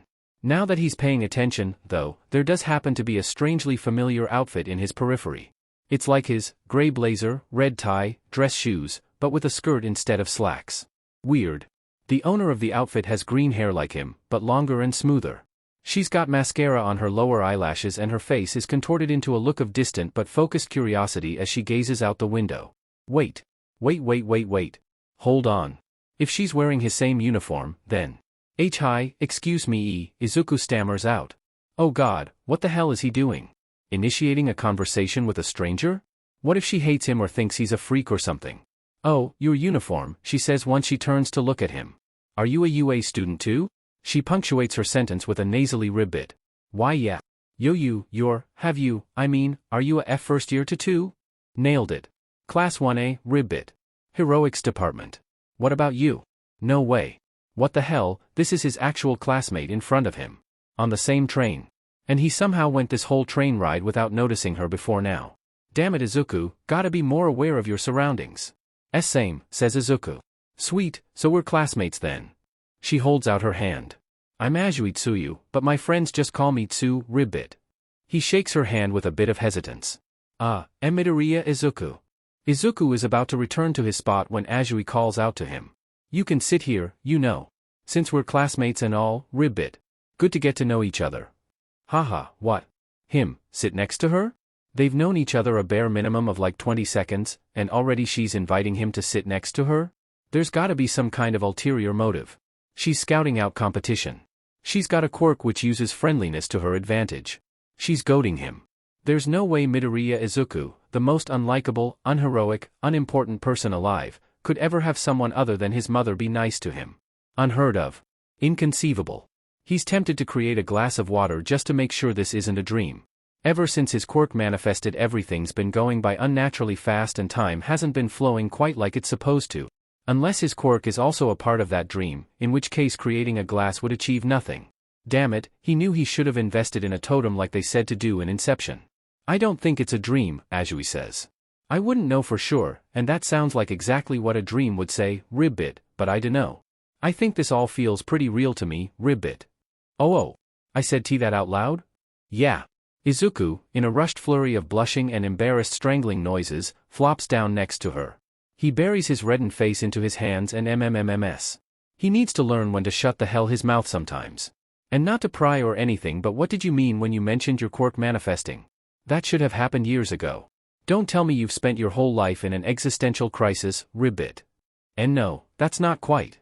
This'll be an interesting discussion. Let's try to keep this brief. The less Izuku is the center of conversation, the better. My quirk just manifested the other day. Saturday morning. She SCKS in her breath and cringes. Ooh, that's rough, Ribbit. I've heard about that sort of thing before. Late bloomers, right? My cousin didn't manifest her quirk till she was 9, Ribbit. But don't sweat it too much, quirks aren't that hard to master, Ribbit. She sure ribbits a lot. She must have some kind of frog-related quirk then. Does she ribbit out of compulsion, habit, or by choice?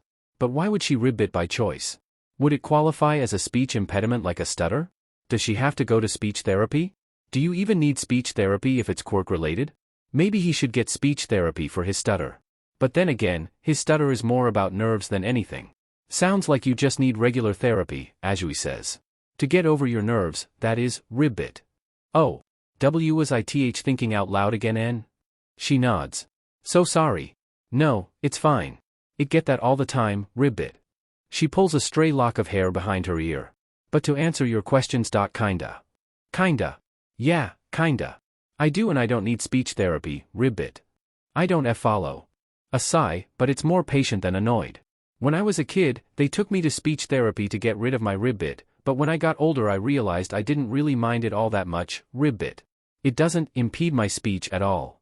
Really. It's all part of my quirk, anyways. You'd have to get rid of my quirk to get rid of my Ribbit. It's a part of me, Ribbit. A part of her.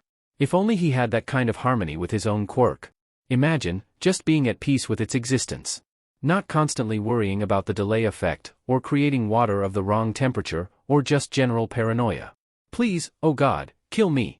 Maybe Azui is right about therapy. He might see if UA has a counselor he can talk to. So if I may ask, Izuku begins. What is why your quirk? Frog, she says. That's literally all there is to it. I have all the characteristics of a frog. I can stick to things, stretch my tongue out, the whole 9 yards, Ribbit. Izuku doesn't know when he pulled out his notebook, but he's already scribbling down notes and mumbling to himself about all the combative and functional uses to her quirk, as well as possible drawbacks. Ideal conditions, weaknesses, everything. And for once, it seems like Azui is actually listening to his mumbles. She can't keep track of all that he says, not even Izuku can, but it seems like she's paying attention for the most part. Cataloging his scrutiny for her own use later on. Like his opinions and analysis actually matter to her? No one's ever done that before. Will all his classmates be this nice? He sure hopes so. Oh. They spend most of the train ride talking about Azui's quirk, with Izuku agreeing to share his notes with her when they have the time. The commute almost doesn't feel as long as it is thanks to the company, because before he even realizes it they're already at their stop. They're the only two people to get off here, and then it's a quick 3-minute jaunt to the campus itself. More talking, but now they've moved on to speculating what sorts of things they'll be facing this year and what the heroics course will be like. They theorize, share anecdotes, laugh. It's nice to talk to someone who doesn't hate his guts or think he's some kind of freak. Above all, nice not being bullied for once. Is this what friendship is? As the conversation rolls on, he gets more and more comfortable, until by the end his nervous stammer is almost entirely replaced by friendly babble. The campus is large, foreboding, and glassy. It has a sort of sophisticated energy about it, like it'd better serve as a business headquarters or a university than a high school. It's got halls he could get lost in, rooms he's already fallen in love with. There are a few students who have the same idea of arriving early, and are already out milling the halls. Whether to explore or find their classroom, Izuku can't say for sure. But unlike them, he's got a different mission entirely. There's a little robot handing out maps to everyone who enters through the door, greeting them with a programmed, "Welcome to UA High School," and a bow. According to the map, he doesn't have to go far to reach the front desk. That's where he's supposed to drop off his dorm stuff, right? Oi, Aizu-chan. Azui points down the hall in the opposite direction Izuku is headed. Our classroom's this way, Ribbit. Did she just call him Aizu-chan? Oh god, this is moving too fast. She said friends call her Tsu, which means she has an affinity for nicknames among friends. Does this make them friends? Does he even deserve her friendship? Oh, I'll catch up with you, Azui, he says, trying to hide his panic. He'll call her Azui for now. Better to play it safe. I have to get to the front desk first. Really, what for? Izuku lifts up the evergreen duffel bag full of his dorm stuff he's been carrying. Gotta drop this off. She gives an understanding but confused nod, and heads down the hall to room 1A, while Izuku heads for the main office. He delivers the duffel bag to the secretary who happens to be the retired pro-hero Haunted. It takes at least 5 minutes of questions and scribbling in his notebook for his inner fanboy to settle down, which seems to both flatter and annoy her. She tells him to remember to drop by the office after school so she can show him to his new room, and shoos him away before he can start a second round of questions. By the time he leaves from the office, the halls have become more crowded with incoming students. Must be rush hour. In a sea of similar uniforms and unfamiliar layouts, it's easy for him to lose his place, but thanks to the map he manages to get himself in the general direction of his classroom.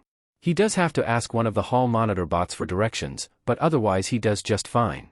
The door to his classroom is about 5 times his height, which he can understand as an accommodation for people with height-related quirks, but it's no less intimidating. With some level of difficulty he figures out how to open it, and finds himself face-to-face with a classroom. It seems simple enough. 20 desks, books on the bookshelves, standard lighting, large windows. If he didn't know better, he'd think this is just an ordinary class. But it's the air of prestige, of fear, of power that sets it apart from any old high school. It's the way his classmates greet him, it's the bold shine of his desk, it's the heroic friendliness that makes this UA. Bakugo, on the other hand, radiates a much different energy from everyone else as he argues with one of their classmates. But that's par for the course with Bakugo, so Izuku tries not to let it bother him. The boy with the glasses from the exam approaches him, praises him for realizing there was more to the exam than just villain points, and a few other classmates talk to him around his desk and introduce themselves: Kirishima Aijuru, Kaminari Denki, Ida Tenya, Ashido Mina, Hagakure Turu. So many faces, it's a bit overwhelming. The only time his desk gets crowded like this is when he's screwed up and everyone wants to watch as Bakugo blows him up for the nth time. But that's not the case this time around. This time, they're not here to watch him explode or suffer. They're here to talk to him. Be friends with him. Get to know him. Izuku briefly considers creating some glasses to soothe his nerves, as has become a sort of therapy for him. But then he realizes he has no upset nerves to soothe. There's no danger, no fear, just friendly names and smiling faces as they all get to know each other. Uraraka Ochiko, Gravity Girl, is the last person to arrive to class. Izuku almost jumps out of his seat in surprised glee, prepares to wave and smile and congratulate her on passing as well, but the sight of a strange yellow mass behind her holds him back. It looks like a sleeping bag? Or a really big caterpillar, and in this society either is possible. The caterpillar sheds its yellow skin with a groan, so a cocoon then, and a butterfly of sorts emerges. The butterfly is wearing all black save the heavy gray scarf draped on his shoulders and the yellow eye goggles around his neck. His long, shaggy hair is also black and it touzles into his face, making room only for 2 dry red eyes. What kind of butterfly would that be? Not a monarch, that's for sure. Oh wait, not a butterfly. That's freaking Eraserhead. Underground pro. Best of the best. He has an erasure quirk, can pause anyone's quirk for as long as he's staring at them unblinkingly. Considering Izuku's quirk situation, putting him in class with Eraserhead is actually a pretty smart move. But also horrifying, because it implies Izuku's quirk will pose a threat at some point. Which is ridiculous, because what can he do with a glass of water? Then, again, the delay effect could yeet him straight into Pain City, so. Yeah. Please, oh god, kill me. Izuku attempts to perish the thought and focus on what Eraserhead is saying. I'm your homeroom teacher, he drawls out. Man, this guy needs more sleep. No wonder he showed up in a sleeping bag. You can call me Aizawa-sensei. He throws a clump of blue uniforms at the ground, and they settle into a pile at his feet. Put these on or whatever, we're going outside for a little activity. But what about the opening ceremony? One of his classmates exclaims. It's all useless drivel anyways. Aizawa shrugs his shoulders. Now follow me if you don't want to get expelled. Just as the students all pull into a mad dash for the uniforms on the ground, Aizawa opens his mouth to speak again. Oh, and dash, everyone freezes in place at the sound of his voice. Which one of you is Midoriya Izuku? Oh god. Did he get in trouble? Did he do something wrong?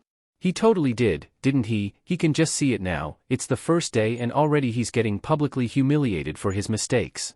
Izuku, vibrating with fear, raises a shaky hand. Aizawa squints at him, sizes him up, then looks away. Nedzu told me about your quirk situation. I'll be keeping my eye on you. So that it doesn't sound like he's in trouble or anything, which is good, but the way Aizawa says it makes Izuku feel like he will be. Wow, gotta love the vote of confidence. And then Aizawa exits the classroom just as quickly as he'd entered, leaving everyone to hurry into what turn out to be PE uniforms and follow him out the door. Izuku tries not to linger in the class too long, tries not to get bothered by Bakugo's sharp presence, tries not to be the last one out the door, tries to focus on whatever the hell his life is about to become. Izuku is not hero material. Not in the slightest. If anything, he's cotton. 100% cotton, the kind that shrinks in the wash and ends up too small to wear but not small enough to justify throwing away. For that matter, what is hero material? Spandex? Or maybe he's looking too deep into this extended metaphor. He should just quit. Save himself the embarrassment of being an absolute failure. With a quirk as volatile and pointless as his, who could really blame him? Aizawa wants to test their abilities with a quirk apprehension test. Last place goes home. Just his luck. Not all your quirks are suited for combat, he says at the end of his instructional speech.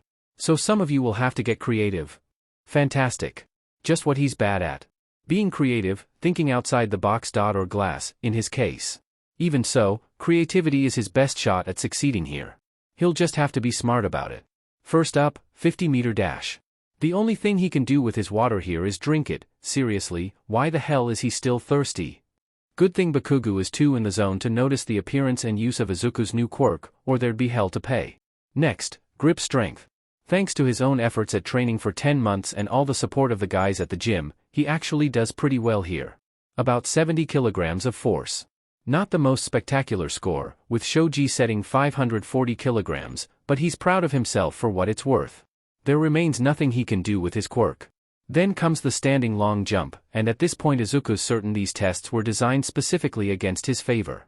He can't use his quirk anywhere. He is going to fail, end up in last place, and it's all because he has a stupid quirk that doesn't even have a use. Mineta Minoru gets up for the repeated side steps. Thanks to the weird sticky grape things from his head, he does spectacularly. You'd think weird grape things would be as useless as Izuku's quirk, but somehow this kid is using what he has to its fullest, stickiest extent. If only Izuku could use what he has to its fullest. What can you do with a glass of water, really? Throw glass at people, which might work in combat. But for the given moment, not much. Classmates Kaminari and Kirishima complain about their thirst within earshot. Ugh, did you bring any water with you? Asks Kaminari, the yellow one. Sorry man, didn't realize I'd need it, Kirishima says, apologetic.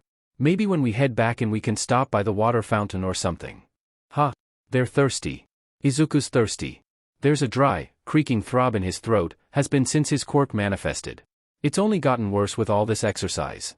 Since his quirk manifested. Called drink service. Where he literally creates water. For people to drink. And while it doesn't quench his perpetual thirst, maybe they'll have better luck. What is he thinking? Why would he help them? It won't do anything for him, it won't stave off the impending doom of his expulsion. It won't apply his quirk in a creative way, it won't raise his score, it won't do anything for him. But isn't that what being a hero is all about? Helping people, despite your own personal qualms and fears? Putting others before yourself, doing what's right. He has a rubber band bracelet, which he got from HeroCon when he was 12. It's a faded blue and the letters have long since worn out beyond legibility. Back when he bought it, though, it used to say, "What would All Might do? What would All Might do?" And what did Uraraka do for him, way back when? She helped him. It served her no benefit, but she helped him. It's what a hero would do. It's what All Might would do. And he's gotta listen to the bracelet. To hell with grades and scores and schools, it's what Izuku is about to do too. He's about to be freaking useful for once. Why you guys said yo you're thirsty? Yeah, why? I can fix that tea. And so he does. He does what he does best, create glasses of lukewarm water. Careful to avoid Bakugo's periphery, of course, so he doesn't get exploded. Bakugo doesn't know he has a quirk yet, and Izuku isn't ready to face his wrath on the first day of school. Kirishima gets some water that's slightly less lukewarm than Kaminari's, but they're both grateful nonetheless. That's a pretty cool quirk, says Kirishima, but he's probably just being nice. Aside from the water itself, there's nothing cool about his quirk. Izuku flutters around the rest of the class, asking people if they're thirsty and if they'd like some water. He provides as he can, to Uraraka, to Ida, to Tokoyami, to Hagakure. The split-haired kid he doesn't yet know the name of refuses water, hardly acknowledges him. People catch on. If you're thirsty, go to Izuku. He's got just what you need, if you can put up with the slight chance your water might be lukewarm. Wow, really? Thanks man. How did you know I was so thirsty? This is like divine intervention. Ooh, that's refreshing. A quirk like that may not be useful in combative heroics, but you could definitely save lives. Have you considered being a rescue hero? Good stuff. Thanks for the water. His classmates all glow with positivity and happiness, telling him how good his quirk is and how nice he is to offer help. And for some reason, their words help? Like, he knows he's going to get voted off the island. He's by far the most mediocre student here. They'll see their scores, and Izuku's name will be in 20th place, and then he'll have to pack his bags and head home. He won't be able to check out his new dorm, or fanboy over his teachers, or make use of his mom's dorm rules. He won't find a place in UA, and he knows this. So why isn't he more upset? Given Izuku's track record with anxiety, he should be a fidgeting mess. This was a quirk assessment test, but he failed at any actual demonstration of his quirk. He should be crying and miming and hyperventilating and creating glasses en masse just to soothe his nerves. But here he is, preening under the compliments of his peers, acting like it's all fine and dandy when he should be dying inside. Mind you, he is dying inside, but no more than usual. Because, he supposes, at the end of the day UA is just a school. And it's not the only one out there. He could probably get accepted into Shiketsu if he tried. From what he hears about them, they would love nothing more than to take on a washed-up former UA kid. From all the forums and chats he's visited about hero schools, everyone says Shiketsu is basically a vulture in this regard. It wouldn't be hard to get them to let him in. And at Shiketsu, he wouldn't have to worry about Bakugo. He'd be free. So getting accepted into the second best school isn't a bad thing. He's always wanted to attend UA, because All Might did, but there's no shame in braving his own path. Plenty of good heroes graduated from Shiketsu. Maybe he'll be one of them. They finish off with a seated toe touch and sit-ups. He does better than he thought he would, thanks to the expert guidance of the guys from the gym. Not enough to pass. But still. Tonight he'll go home and send an application to Shiketsu, hope he gets in, and try a different route. Just because he's not strong enough for UA doesn't mean he can't be a hero. Everyone gathers around Aizawa as the last activity draws to a close. He pulls out a small device, and a holographic projection takes its time loading up all the class ranks. Ooh, I'm so excited, Uraraka murmurs at his side, a hint of giddiness in her voice. Moment of truth, here we come. Ida Tenya, standing next to Uraraka, pushes his glasses up his nose. Yes, indeed. How do you two suppose you did? I think I'll be somewhere between 9th and 15th place, says Uraraka. Based mostly on my ball throw. Getting a score of infinity is pretty impressive, yeah. What did Izuku get, 40 meters or so? That's impressive. I think I did about as well as you did, Ida says. And you, Midoriya? Izuku jumps, a glass popping into his hand out of surprise. He drinks it anyways. Me?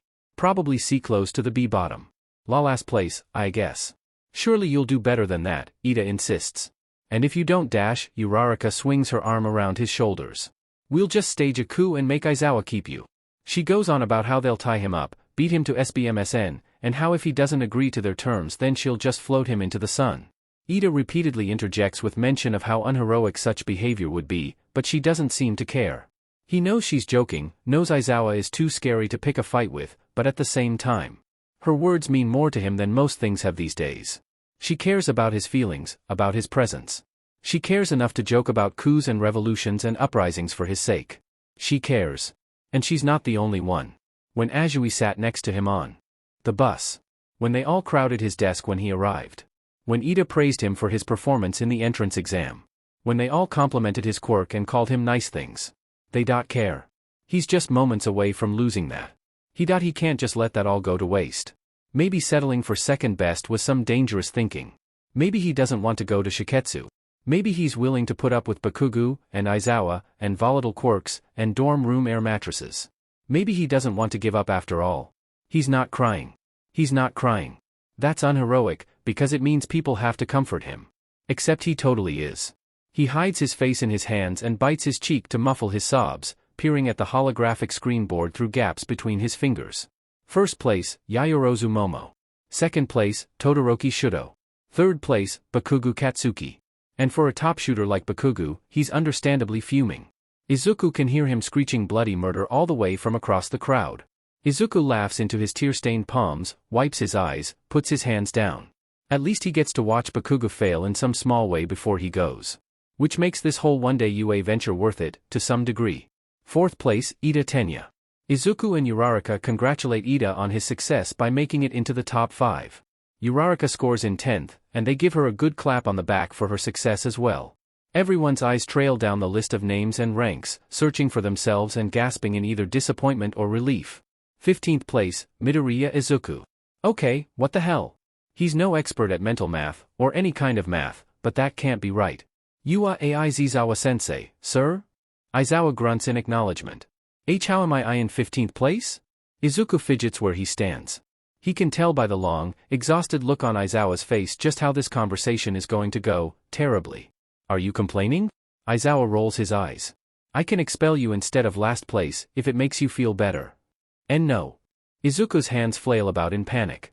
I don't, it's just, I got the W worst scores in class. There's no way I did better than Siro and Kaminari. You used your quirk to a heroic end, Aizawa deadpants, prosaic. You helped your classmates. It was a quirk assessment, you used your quirk even when it didn't benefit you, I scored accordingly. You also didn't do horrible on the grip strength test. But this is a physical T-test, Aizawa sensei. Not like the entrance exam, where heroics apply. Well sure. But not everyone's quirks have directly physical applications. It would be unfair of me to judge by that alone. What? All this fretting and overthinking for nothing. Of freaking course. Don't think this means I'm going easy on you, Aizawa warns. Oh of course not, sir. Thank you, sir. Izuku lets out a long sigh, long enough for him to get his emotions back into sorts and ease off his anxiety high. He bows to his teacher about 1,000,000 times, repeating his gratitude on an endless loop, thank you, until Aizawa stops him with a simple, clipped, now move along before I expel you. Izuku rushes back to his place beside Uraraka. Oh darn, Uraraka says with a playful pout. I was looking forward to leading my classmates in a coup. Ida clears his throat, seeming to be offended by her mere suggestion. Yes, well, congratulations, to the both of you, for passing. I look forward to learning alongside you. Uraraka gives him a push. Oh, no need to be so formal, Ida. While Uraraka and Ida engage in some casual banter, Izuku lets himself smile. Even though his face is a bit puffy from crying. 19th place, Hagakure Toru. 20th place, Mineta Minoru. For this reason, Minoru is supposed to be expelled. It was the rule after all, last place gets kicked out. Their teacher mentioned in passing that he wasn't planning on kicking out last place if they had potential. But through a scathing, unnerved remark, Sensei declared Minoru to be lacking in such. But it's not a problem. It's not like he'll actually get expelled. Aizawa, or whoever the heck this prick thinks he is, can't get rid of Minoru. Not if his mom has anything to say about it. The principal's office has a surprising vibe, but then again he isn't sure what he expected. It's got an impossible amount of potted plants crowding the windowsills and bookshelves, all of them in pruned, healthy hues. There's a chrome tray on Principal Nedzu's desk, with a piping kettle of tea atop it. The principal himself is smaller in person, but Minoru can't say he doesn't appreciate finally having someone his height. Nedzu pours him tea with a delighted smile and a hum, but no words are exchanged between them. Minoru doesn't drink it. No amount of cream or sugar can make him like tea. Tick, tick, tick, tick. You'd think for such a high-tech school they would have replaced their analog clocks for maybe some digital ones. Can anyone even read analog clocks anymore? So old. Minoru fidgets in his seat. Nedzu just stares at him with blank, beady eyes. So? Minoru whistles in an attempt to break the silence. We here to let me off the hook or what? Nedzu's chin settles into his paw. Oh, that's right, isn't it? Aizawa expelled you, yes? That's why you're here? Minoru kicks his legs, which don't touch the ground, like a child trying not to have a temper tantrum. Said I don't have potential, or whatever the hell that means, he grumbles. Aizawa can be like that, says Nedzu. He sips his tea. Although, he's always been an impeccable judge of character. It's why I hired him. The nerve of this guy. I'll have you know, I have great character. Nedzu whistles sharply, and flips open a manila folder. His paw traces down the page. Let's see here. In 5th grade you forcibly kissed a girl and made her cry, earning you a week of suspension. In 6th grade, you were almost expelled for cheating on a test, but your mother made an appeal with the school board. Oh. And in 8th grade, you were caught sneaking into the girls' locker room and stealing people's bras. 7 times. Minoru sputters. Look at my grades. And my score on the entrance exam. I deserve to be here. Nedzu tuts. Yes, you're a remarkably well-read student. One of the highest performers in the written exam, and not too shabby on the practical either. With such a good head on your shoulders, you could get your way into just about any school in the country. Minoru gleams. Finally, he gets it. But, says Nedzu, as he closes the folder and casts it aside. UA is not one of those schools. What are you? This is a heroic school, Mineta. We only choose the best of the best when it comes to heroes. People who display strong morale, high potential, and a drive to save lives. Your juvenile behavior simply will not be tolerated at a school such as this. Minoru glares, whips his phone out of his pocket. Just wait till my mom hears about this. And so he calls her up, shooting daggers at Nedzu while he waits for her to pick up, which she does after 4 rings. Minoru, I'm at work, make this quick. They want to expel me, Mom. They want to kick your darling baby out. You can't let this happen. Her voice turns cold and sharp. More so than usual. They want to do what now? Expel me. Talk some sense into them. I'm on my way. The call ends and Minoru shoves his phone back into his pocket. My mom's on her way to discuss this further. Just you wait till she gets here. Nedzu says nothing, just pours himself more tea. There's a grave, calculating look in his eyes, and Minoru can't tell if it's because Nedzu's disappointed or planning his next move. By the time Minako bursts through the office door, Minoru's tea has gone cold. Minako's hair isn't like her son's. He gets that from his dad. Her hair, on the other hand, is plump and bouncy, sky blue ringlets resting on her broad shoulders. She wears a crisp white suit with a chartreuse tie, and she looks completely cream-pressed save a small wrinkle in the hem of her pencil skirt. With a frazzled breath, Minako reaches across the desk to shake Nedzu's hand before sitting down beside her son. So what's this about firing my darling Minoru? Minoru can't hide his devious grin. And they thought they could expel him. Nedzu straightens his red tie. His homeroom teacher, Aizawa Shoyuta, pro-hero Eraserhead, has deemed him unready for the heroics course and has chosen to expel him. Please understand, Mineta-san, this is nothing personal. Last year, Aizawa expelled an entire class full of students. He has impossibly high standards, I'm afraid, sometimes too high for his own good. Minako leans back in her chair. She pulls a sparkling black emery board out of her pocket and crosses her legs. Do you know who I am, Nedzu-san? She files away at her pointed, shiny nails. It's a loud scratchy sound, but Minoru is nothing short of grateful for it. It means she's about to get nasty. You're Mineta Minako, says Nedzu in an unreadable tone. CEO and founder of the Sherryo Motor Corporation. With black, vacant eyes identical to Minoru's, she glances up at him. And? Point one of our lead financial backers, Nedzu adds with a sigh. $2 million, she snaps. Her voice is cool and restrained. And that's just last year alone. I'm the very reason you have this school, with all its fancy tech and high-paid teachers. The dormitory? That's because of me. Your fancy courtyards? Me too. Oh, and I hope you won't forget whose money you're spending whenever you repair those battle cities of yours.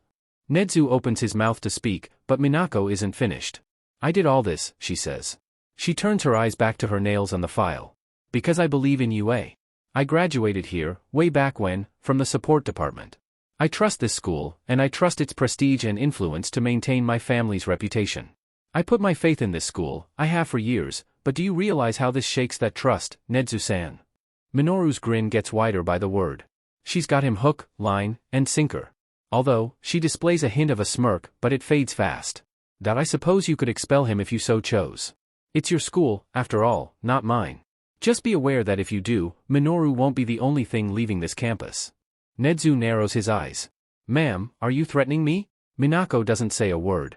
She just files away at her fingers, making them even sharper than before. Minoru lets out a cackle. His mom has never lost a fight before, and this time is no different. If he were any less of a man, he could even get her to pressure his teachers to give him perfect marks. But that crosses a line, and he at least has some sense of right and wrong. They sit in silence like this for a while, Nedzu's eyes regaining that calculative sheen as he weighs his options. The clock continues to tick in that annoying way only analog are capable of, accompanied solely by the sound of Minako scraping against the emery board. After what must have been forever, Nedzu SCKS in his breath, rises to his feet, and reaches out to shake Minako's hand.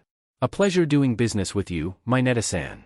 Victoria's smirk tugging at her mouth, she tucks away her emery board and returns the gesture. Of course. I'm glad we could sort things out. I trust my son will be in good hands. Only the best, Nedzu says. Oh. Name, Kashimura K. Hero alias, haunted, retired. Quirk, growing pains. When she reaches a certain pain threshold, she transforms into a nightmarish creature capable of mass destruction. The only way for her to change back into a human is by falling asleep. However, ever since a field injury forced her into retirement a year ago, she has been mysteriously unable to use her quirk. Current occupation, secretary at UA High. Izuku has about 20 pages of notes on Haunted, her exploits, her quirk, and so on. Since she's the secretary of his new school, he hopes he'll be able to add even more to his notes through face-to-face interviews. He arrives at the main office after school as instructed, where he meets up with her. She returns his green duffel bag of dorm stuff to him, as promised, and they both head off to his new, and hopefully temporary, home. The dormitory has 30 rooms, she says in her raspy, strained voice. 10 per floor, but there are 4 floors in total. There are generally 2 beds per room, bunk beds, but for you we're giving you an air mattress on the floor. Are you alright with that? Oh, of course. Izuku exclaims. I wouldn't want tea to be much of a burden. She sighs. Anyways. You'll be in room 29, which is on the 4th floor. Your roommates are, Kashimura turns to her clipboard and squints. Shinso Hitoshi and Amajiki Tamaki. Oh look, you're in with one of the big 3. Sounds intimidating. Big 3? Top 3 kids in the school, she says. Mirio, Amajiki, and Hato I think. They're pretty nice, just don't pester Amajiki too much, he's a sensitive guy alright? Izuku nods. 3. Top students, don't pester his roommate, got it. Should he be writing this down? The 1st floor is for basic amenities like the dining area, gym, courtyard, commons, laundry, and so on. Curfew is 10 p.m. There are bathrooms on each floor. West wing is for boys, east wing is for girls, and there are a few rooms on the 2nd level reserved for miscellaneous. Capiche? Why yes ma'am. Tone it down, Izuku, no need to get too excited here. It's just a dorm. Then again, it's his first dorm. His first time away from home for a prolonged PRD. At UA, no less. And given his exhilarating first day, he should be able to get as excited and happy as he DMN well pleases. The dormitory itself looks much like the rest of the UA buildings, tall, glassy, new age. Kashimura teaches him how to unlock the door by placing his ID badge on the scanner, and walks him to the elevator. Inside, it's a lot like a normal living room. Couches, TV, the works, with a large cafeteria and kitchen in the distance. There's a good handful of students chilling in the commons area, and Kashimura pauses the tour to introduce him. Izuku meets Hatsune, support, 1st year, Monoma Nito, heroics, 1st year, Mori Sayuri, general, 2nd year, and Fukui Miki, heroics, 3rd year, among about 7 others. He's going to have to write these all down, if he hopes to remember everyone's names. After their brief, and chaotic, thanks to Hatsune, chat, Kashimura leads Izuku to the elevator area and up to the 4th floor. It's a long, regal hall with romantic lighting and purple carpets. At the far end is a door with the brass label, 29 foot, which Kashimura gives a hearty knock. Your new roommate is here, she says into the door. An exhausted voice responds. Yeah, come in. Kashimura shows him how to unlock his door, also with his ID badge, and into the abyss he goes. Literally. As in, it's an actual abyss. Do the dorm rooms not have lights or something? Did the power go out? Turns out, the answer is C, none of the above. His roommate is just a tired, angsty, emo heck who doesn't like lights. And also has a weird head of purple hair, a fact he discovers when Kashimura flips the light switch. A lumpy mass moves and writhes under the bottom bunk comforters, with only a head and a face of displeasure visible. Make this quick, I'm trying to sleep. At 6 in the afternoon? Kashimura crosses her arms. Busy day. Is this Aizawa as a teenager? Like Aizawa's child or something? Regardless, Izuku stretches out his hand to the purple-haired mass. Hi. I'm Midoriya Izuku. I hope we can get along. The mass does not return the gesture. He just looks up at Izuku with a quizzical, unimpressed look. You in Hero Dep? Why yeah? Then it's unlikely we will. Without further explaining himself, he rolls over to his side. Someone from the top bunk peeks their head over the edge. He's got pointy ears and even pointier black hair. Hi. This guy's voice is racked with fear and sensitivity, anxiety rivaling even Izuku's. So this must be Amajiki then. Gotta be nice to him. Which makes the other guy Monoma. No, wait, that was the guy from the lobby. Too many names, his head's drowning in them all, or maybe it's just his liquid-based quirk. You heck, this one's Shinso. That's it, his name's Shinso. Shinso and Amajiki. He can remember that.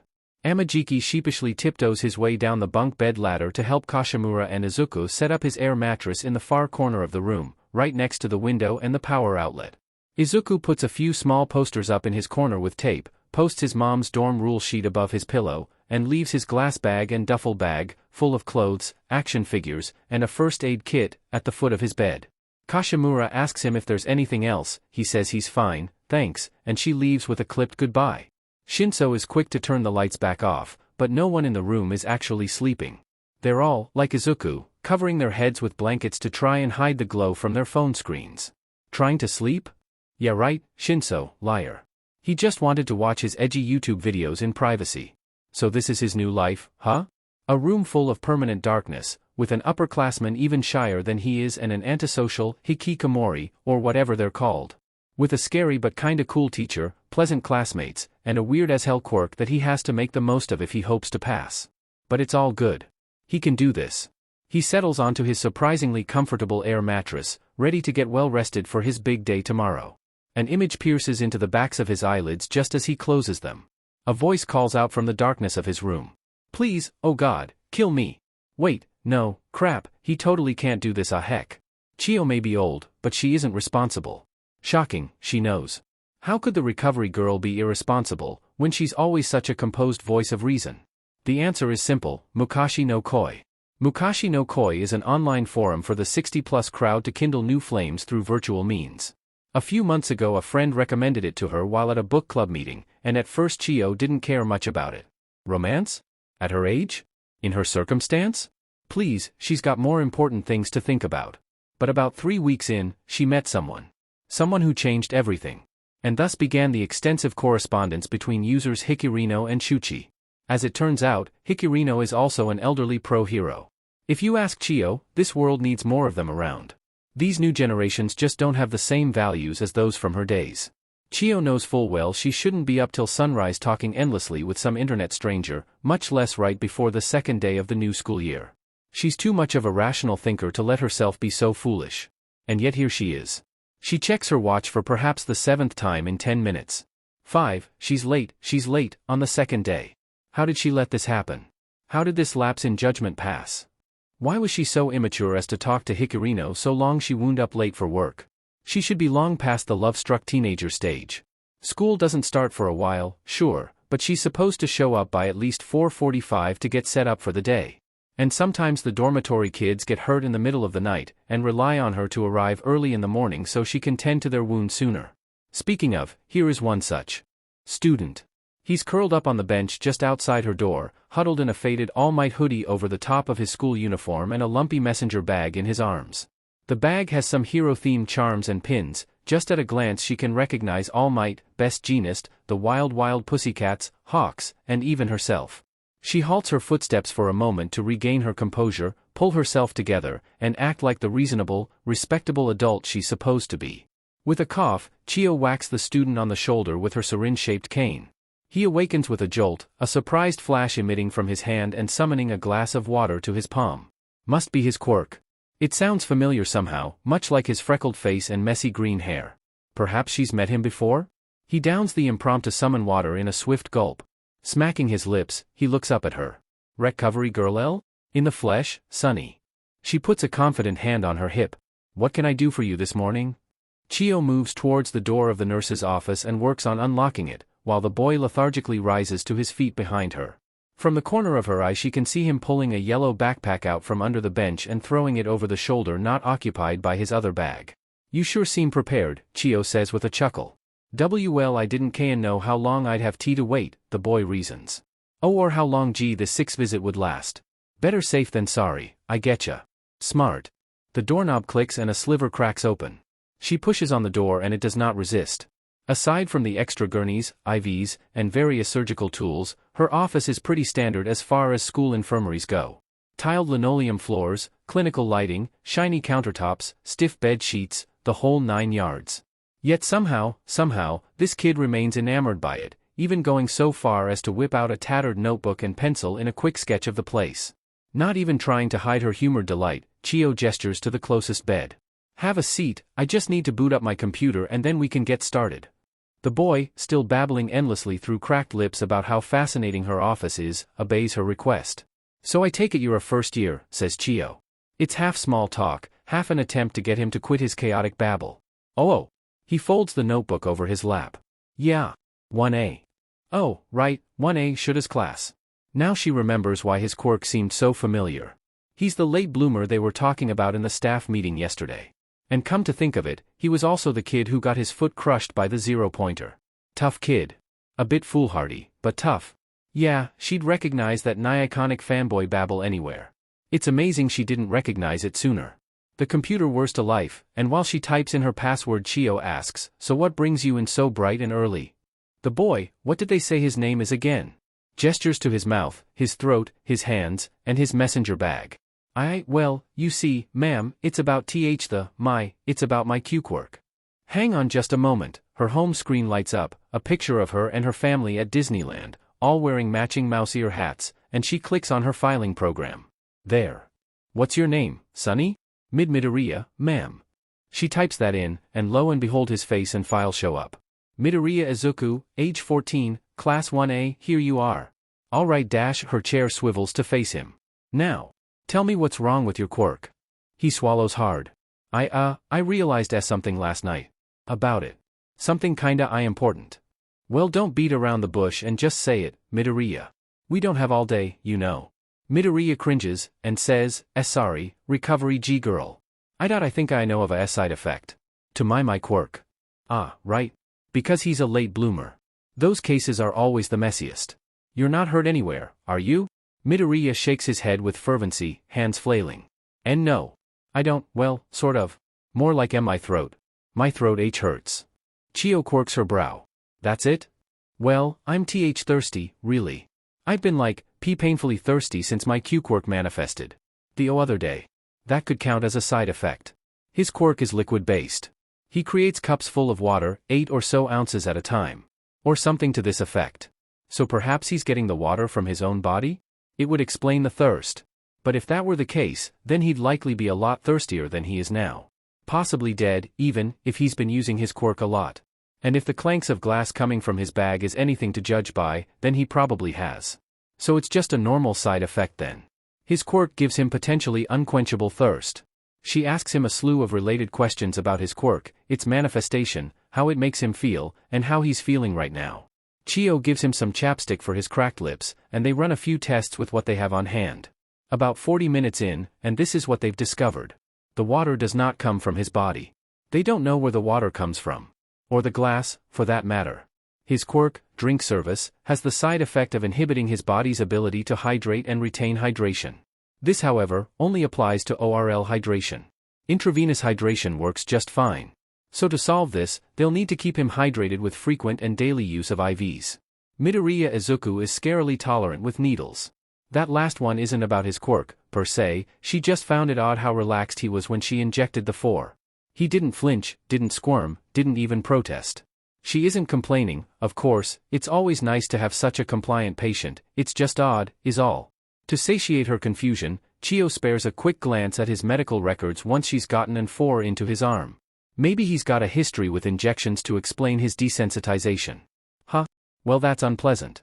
In his file he's got broken bones, third-degree burns, scrapes, cuts, bruises, and just about any other wound that would warrant a hospital visit.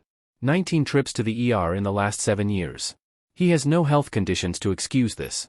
The only explanation she has are the incident reports detailing extreme clumsiness. This certainly explains his familiarity with pain, but it doesn't explain why. In all her years of hero work, she's learned to trust her gut.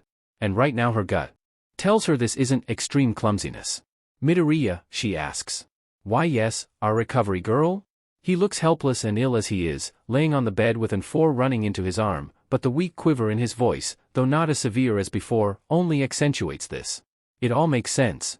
The medical records. The flighty personality. The nervous stammer and his constant fidgeting. The way his eyes always dart towards the exits, probably without him even realizing it. How he carries himself in a way that makes him seem smaller than he is. As disconcerting as it is to think about it, someone, has hurt him. She opens her mouth to ask, to scream, to cry into the heavens how wrong it is for someone so young to hurt so much. But she closes it again. Prying will only push him away. He passes his injuries off as clumsiness for a reason. So instead of asking for details, Chio says instead, I think it would be a good idea to show you how to inject an 4. Ah really? Well, I can't have you constantly coming into my office whenever you're thirsty, she continues, like she isn't bothered at all by the epiphany she's just had. I won't always be around to give you an 4 when you need one, you know. And it seems like the only thing that will hydrate you efficiently thanks to your quirk is intravenous therapy. He squirms a bit under her intense, motherly gaze, but is at least courteous enough to not jostle the needle in his arm. It's probably for the best if I teach you a few tricks of the trade, some basic first aid, and send you off with a few 4 bags. How does that sound? Midoriya pauses, gears turning in his deep green eyes, mumbles something under his breath, then looks back up at her with a sheepish grin. Sounds are reasonable to me. Thank you so much, our recovery girl. So she shows him some needles, some veins, some diagrams, tells him what to do and how to do it, and they carry on in this manner until the 4 bag has long since emptied and school is just about to start. Chio fills his bag, both of them, with IVs, equipment, and an old medical textbook she hasn't used in years but still keeps around for some reason or other. It's 10 minutes until classes begin when she finally sends him off, wary but trying to hide it. She'll have to discuss the matter of Midoriya's past with Shoyuta. Perhaps he might be able to figure something out. Until then, all Chio can do is provide him with vague but pointed advice. You're going to be a hero, right? She asks as Midoriya heads out the door. He stops in his tracks and turns back to reply, hoping so, yeah. Here's a word of wisdom, just between you and me. Chio steps closer to him, and Midoriya leans in. Her voice turns low and personal. Any old hero knows how to help people, but it takes a good hero to help themselves. Midoriya is frozen, expression indicating he's not sure how to take what she just said.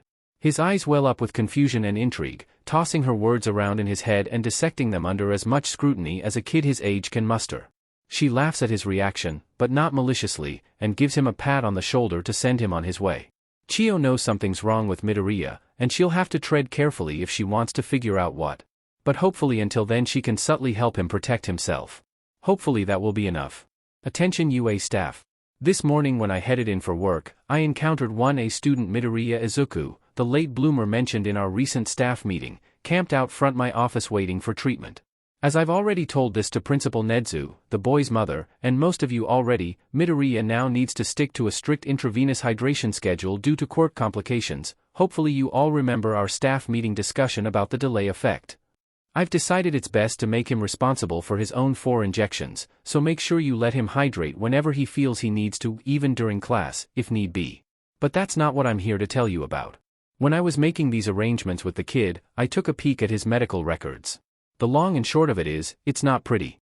This kid has had about as many hospital trips as you'd expect from someone like All Might, but it's completely absurd for a 14-year-old boy.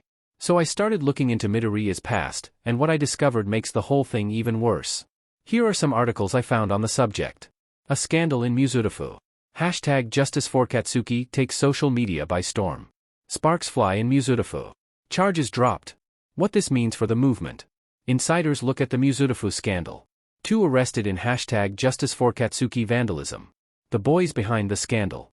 I shouldn't be the only one to make the connection that the Midoriya kid ought to be kept far, far away from Bakugo Katsuki, who also happens to be in 1A.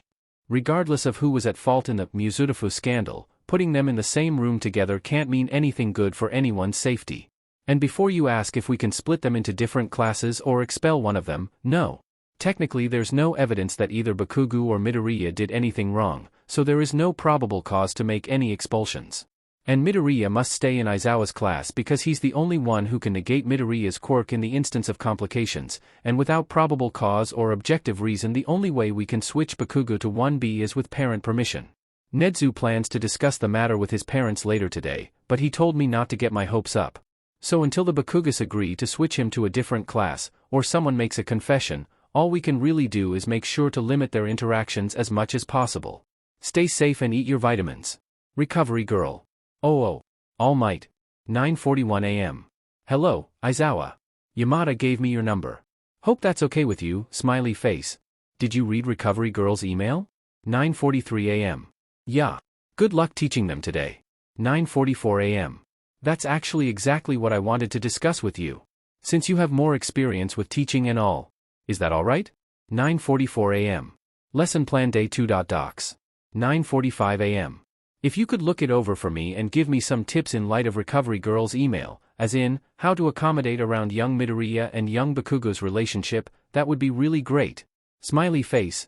10:03 a.m. Okay. 10:15 a.m. This is a bit advanced for the second day of school. 10:15 a.m.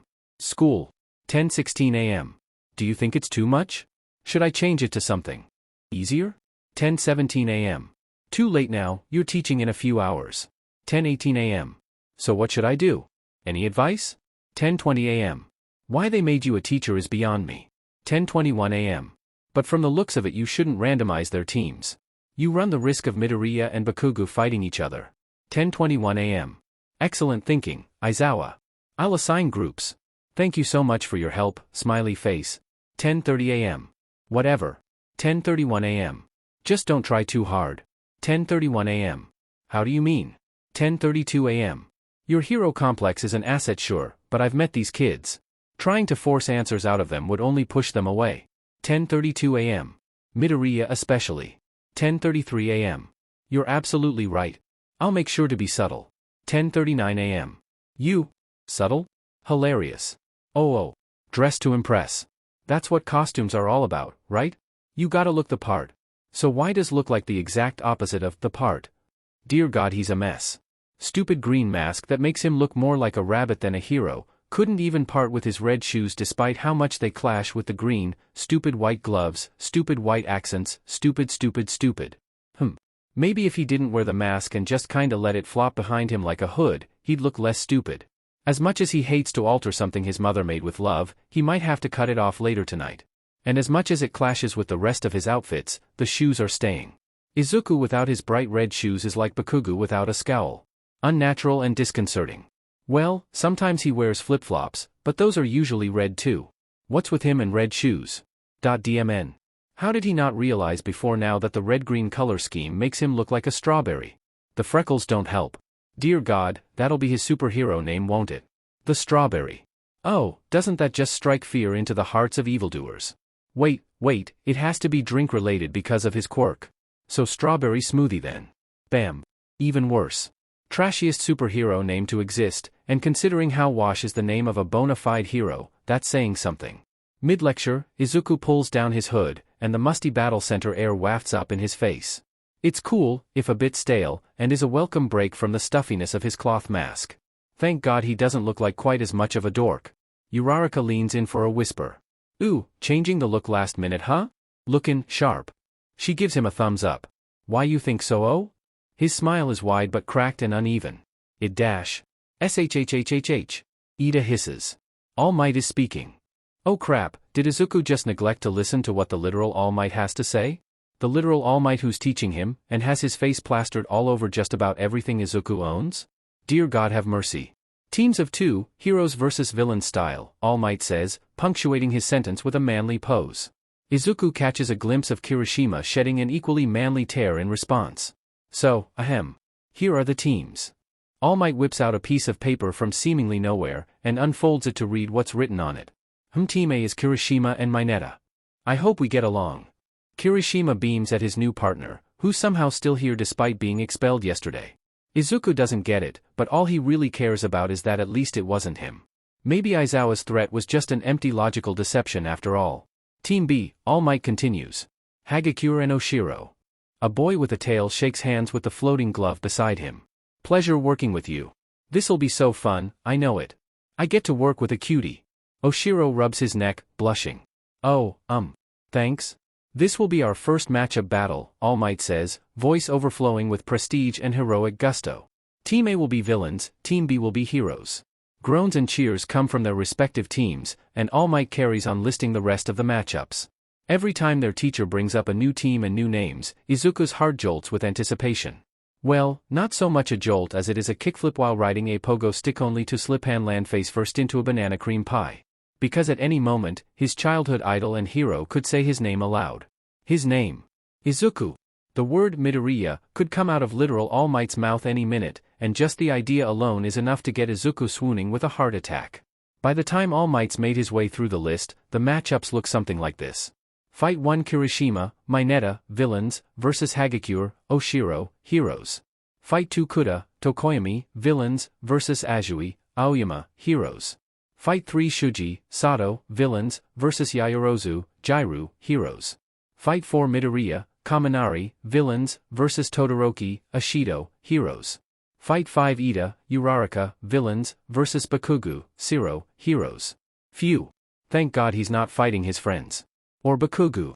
A shudder runs down Izuku's spine at the thought of having to face off against Bakugo. The universe must be smiling upon him today.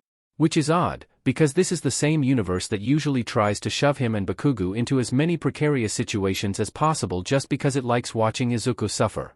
But not like he's going to look a gift horse in the mouth. Izuku stammers. You're Kaminari, right?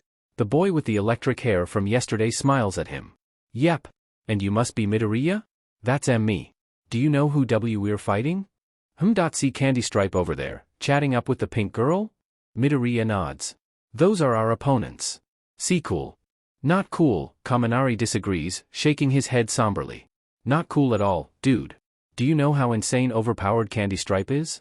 Todoroki, why you mean? Kaminari waves it off. Whatever, sure. But his dad is Endeavor. Izuku's heart stops. Endeavor? That kid's father is the number 2 hero? He got in on recommendations, didn't he? You bet he did. So he's probably hella jacked, if you know what I mean. I haven't spoken to him yet, but he probably has some kind of fire quirk. Huh? Well, that's actually pretty convenient, if Izuku plays his cards right. His quirk creates water, which douses fires. Now Izuku just has to play his cards right. And Aishido? Oh, she and I are like best buds already, Kaminari says with a flashy smile. The kind of smile you'd expect of a TV personality, or a pop idol or something. Cocky, confident, but wholesome. She's pretty awesome. Her quirk creates acid. And what's your quirk? All the way to the battle analysis room, Kaminari and Izuku exchange facts about their quirks, advantages, disadvantages, possible strategies. It's just like with Azui. Instead of putting him down for his talkativeness and passion, Kaminari is actually encouraging him. And listening? And taking his advice to heart? And by the time the first fight declares a winner, the villain team, but it was a really close call, they already have the makings of a halfway decent plan. Things are going smoothly. Great. Looking over, it seems Ida and Uraraka, who somehow lucked out enough to get grouped together, are thinking along the same lines and have taken to strategizing as well. Unfortunately for Bakugo's partner, Siro, Bakugo isn't big on sharing. Planning, sure. Angry talk and abrasiveness aside, Bakugo's a genius strategist, he just tends to take the whole lone wolf thing a bit too far. But speaking of Bakugo, he's going to see Izuku's quirk, isn't he? On the big screen, like everyone else. In glorious high-res 1080p. Hopefully the camera will at least get his good side. Can a strawberry have a good side? Not that it should be a problem though. It's just a quirk. He can explain to him how no, he wasn't lying or hiding it from him this whole time, he's just a seriously late bloomer. And he can tell Bakugo that no, this doesn't disrupt the hierarchy and Izuku's quirk is too stupid to even compete with him. Somehow, Izuku gets the feeling Bakugo still won't take to the news well. The realization sets off an uncomfortable feeling in Izuku's gut, and throughout the next few fights he can't quite seem to shake it. Everyone watches in awe as Tokoyami's dark shadow dominates the fight in battle too, and as Yaoyorozu and Jairu work in tandem to capture their enemies in battle, they're all talking and going on about analysis in the aftermath of each battle, praising those involved with constructive critique. Izuku should be blabbering on with them. Analysis is his passion, this should be his bread and butter. But for some reason, his heart just doesn't seem to be fully in it. Which is bad, because Kaminari is counting on him, and if he doesn't perform at his best then All Might will be disappointed and his classmates will hate him and Bakugo will turn them all against him and they'll fail him on the spot and then he'll have to go to a different high school because he's just not what they're looking for. "Hey, Izuku," comes a familiar nasally voice and a hand on his shoulder. "You'll be fine, Ribbit." "Oh, Azui. I didn't see you there." Sorry." "Eh?" She shrugs. "Ribbit, I overheard what you were mumbling to yourself, and I'm sure you've got nothing to worry about." DMN, he was thinking out loud again, wasn't he? Thanks, Azui. I needed that."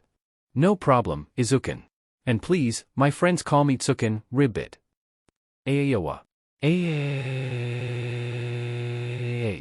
She wants him to call her by a nickname? Does this mean they're friends? He was worried this would happen when she called him Izuku yesterday, but oh good, this is too fast. He'll mess up. He knows he will.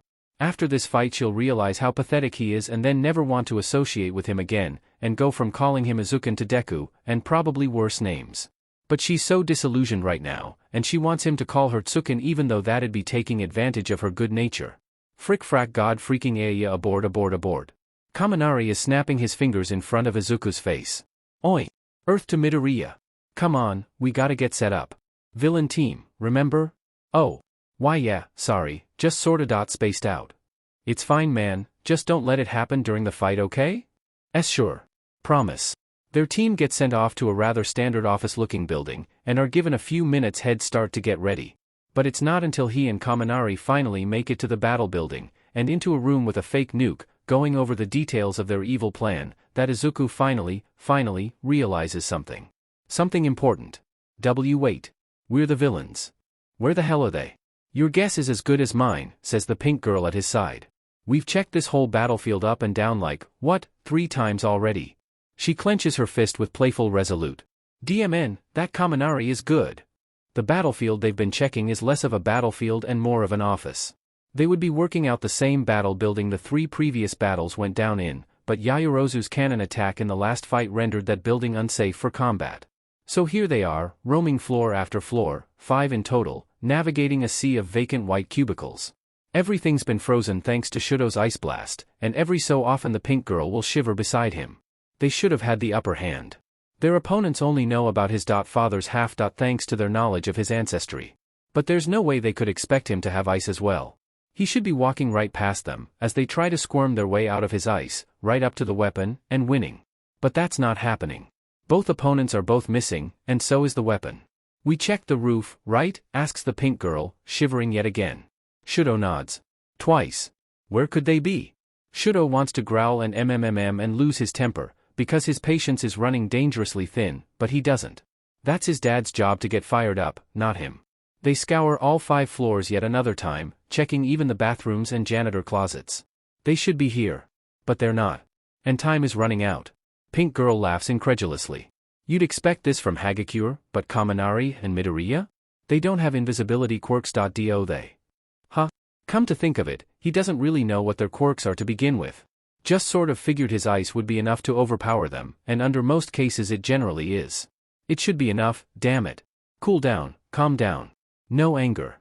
No emotion. Be like ice. Calm, cold, distant. He can't lose his head. Stay rational. Think this through rationally.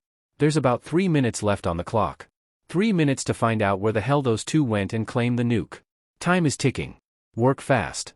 What are their quirks, anyway? Pink huffs. You seriously didn't hear my pre-battle debrief? I was talking about their quirks for like 10 whole minutes before we got here. Shudo shakes his head, feeling a bit stupid. No, I didn't. Tell me again. She huffs with a scowl, but it's not serious. Somehow Shudo gets the feeling she couldn't be serious even if she wanted to. Well, we're up against Kaminari Denki and Midoriya Izuku. Kaminari is super cool, he's basically Pikachu. Shudo PPS his head. Pikachu? Don't tell me you don't, oh god you don't know what Pikachu is. Oh booey okay, she pauses. So Kaminari's quirk lets him discharge electricity. Or something like that. Ah, and the other one? Midoriya? He was the one passing out glasses of water yesterday. I think he mentioned he doesn't have total control over the temperature, and he's a bit jittery, but an absolute sweetheart. I didn't think he'd be giving us this much trouble. Guess I underestimated him. Wait. Now hold on, how does someone who can only summon glasses of water, how did he get into UA? Is the bar set that low? One thing's for sure, Dad won't be too happy to find out someone with such a weak quirk got into the same class as Shudo. Much less gave Shudo such a run for his money. But this is fine. He just has to keep his head and keep looking. Neither of those quirks would give them an advantage in terms of staying out of sight like they've done all this time. And maybe that calamari guy or whatever his name is, maybe his quirk could do something with the weapon. But hide it completely? Somehow that seems a bit far-fetched. Pink moves to the window and rests her arms on the windowsill, taking in the sights of the artificial city. We need to move, Shudo urges. She doesn't respond at first, in fact stares outside with even deeper focus than before. 2 minutes 30 seconds. Should he just leave without her? Hey, Pink, what's your name again? She doesn't even act undignified or play-scold him for forgetting. With extremely slow movements, painfully slow, she reaches up to the window latch and unlocks it. Shudo steps towards her. What are you dash? She shushes him, and beckons him closer. There's a manic smile on her face. She's pointing outside. What could she possibly be? Oh. Seems they both underestimated the enemy. A boy with green hair and a boy with yellow hair are dangling from the next windowsill over, holding tight for dear life. What are their names again? Silent, still, their only movement coming from the occasional gust of wind swaying their frames about. 2 minutes. There's not enough time to be quiet about this. If they had a few more minutes, maybe stealth would be a good plan, but there are 120 seconds left on the clock. They need to move fast. Shudo flings the window open, with Pink scoffing behind him. Both villains raise their heads in surprise. Crap! Location compromised, shouts Yellow. He presses himself into the wall as Green summons and throws a glass at them. It misses Pink's face by just a few inches. Oh, so not cool. Pink retaliates with an acid slick in Green's direction. Both villains dodge. Shudo jumps out the window, using his ice as a ramp. Yellow cusses loudly. Both move themselves into the window they were hanging from. Shudo follows them in. Pink jumps onto the ramp and follows after him. Now they're back on one of the cubicle levels. Yellow shoots stray lightning behind his back. Green chucks glasses over his shoulder. Shudo and Pink dodge. 80 seconds. Crap, what's our plan, Kaminari? We don't have a plan. We didn't plan for this. What? Why didn't we plan for this? Pink slides on her acid to catch up with the villains. She tackles Green, pulling him down by the scalp. Pink is on top of him, holding his hands away from him by the wrists. She gets out her capture tape. Shudo breathes. In. Out. A surge of ice erupts from his left half, consuming both villains and freezing them where they stand, or in Green's case, lay. Pink cackles. Ooh, we got you now. Before she can wrap her capture tape around Green, the ice shatters. 60 seconds. With a pop and a flash, a glass appears in Green's hand and breaks the ice trapping it. Green flicks the apparently scalding water at Pink. She recoils with a shriek. Green mumbles out a rushed apology. Yeah. Go Midoriya.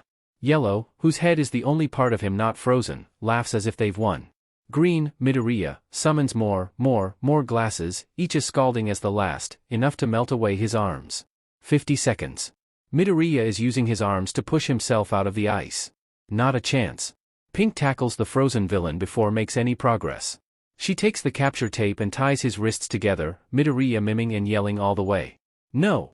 Midoriya! Yellow cringes at the sight. Not you! That was our only chance. 40 seconds. Plenty of time, more than enough, to wrap capture tape around Yellow. Yellow shouts of protest fall on deaf ears as Shudo approaches nearer, and ties a length of capture tape around his midsection. A disembodied voice shakes the walls. Hero team.yiidians. Pink slumps her shoulders with a heavy sigh. Phew! Yellow tosses his head back with a groan, and the look in Midoriya's eyes is one of guilt and disappointment. Midoriya gives a wobbly but genuine smile. Hey, nice job there, gee guys. Could you maybe BB let us out of this ISN now? Oh.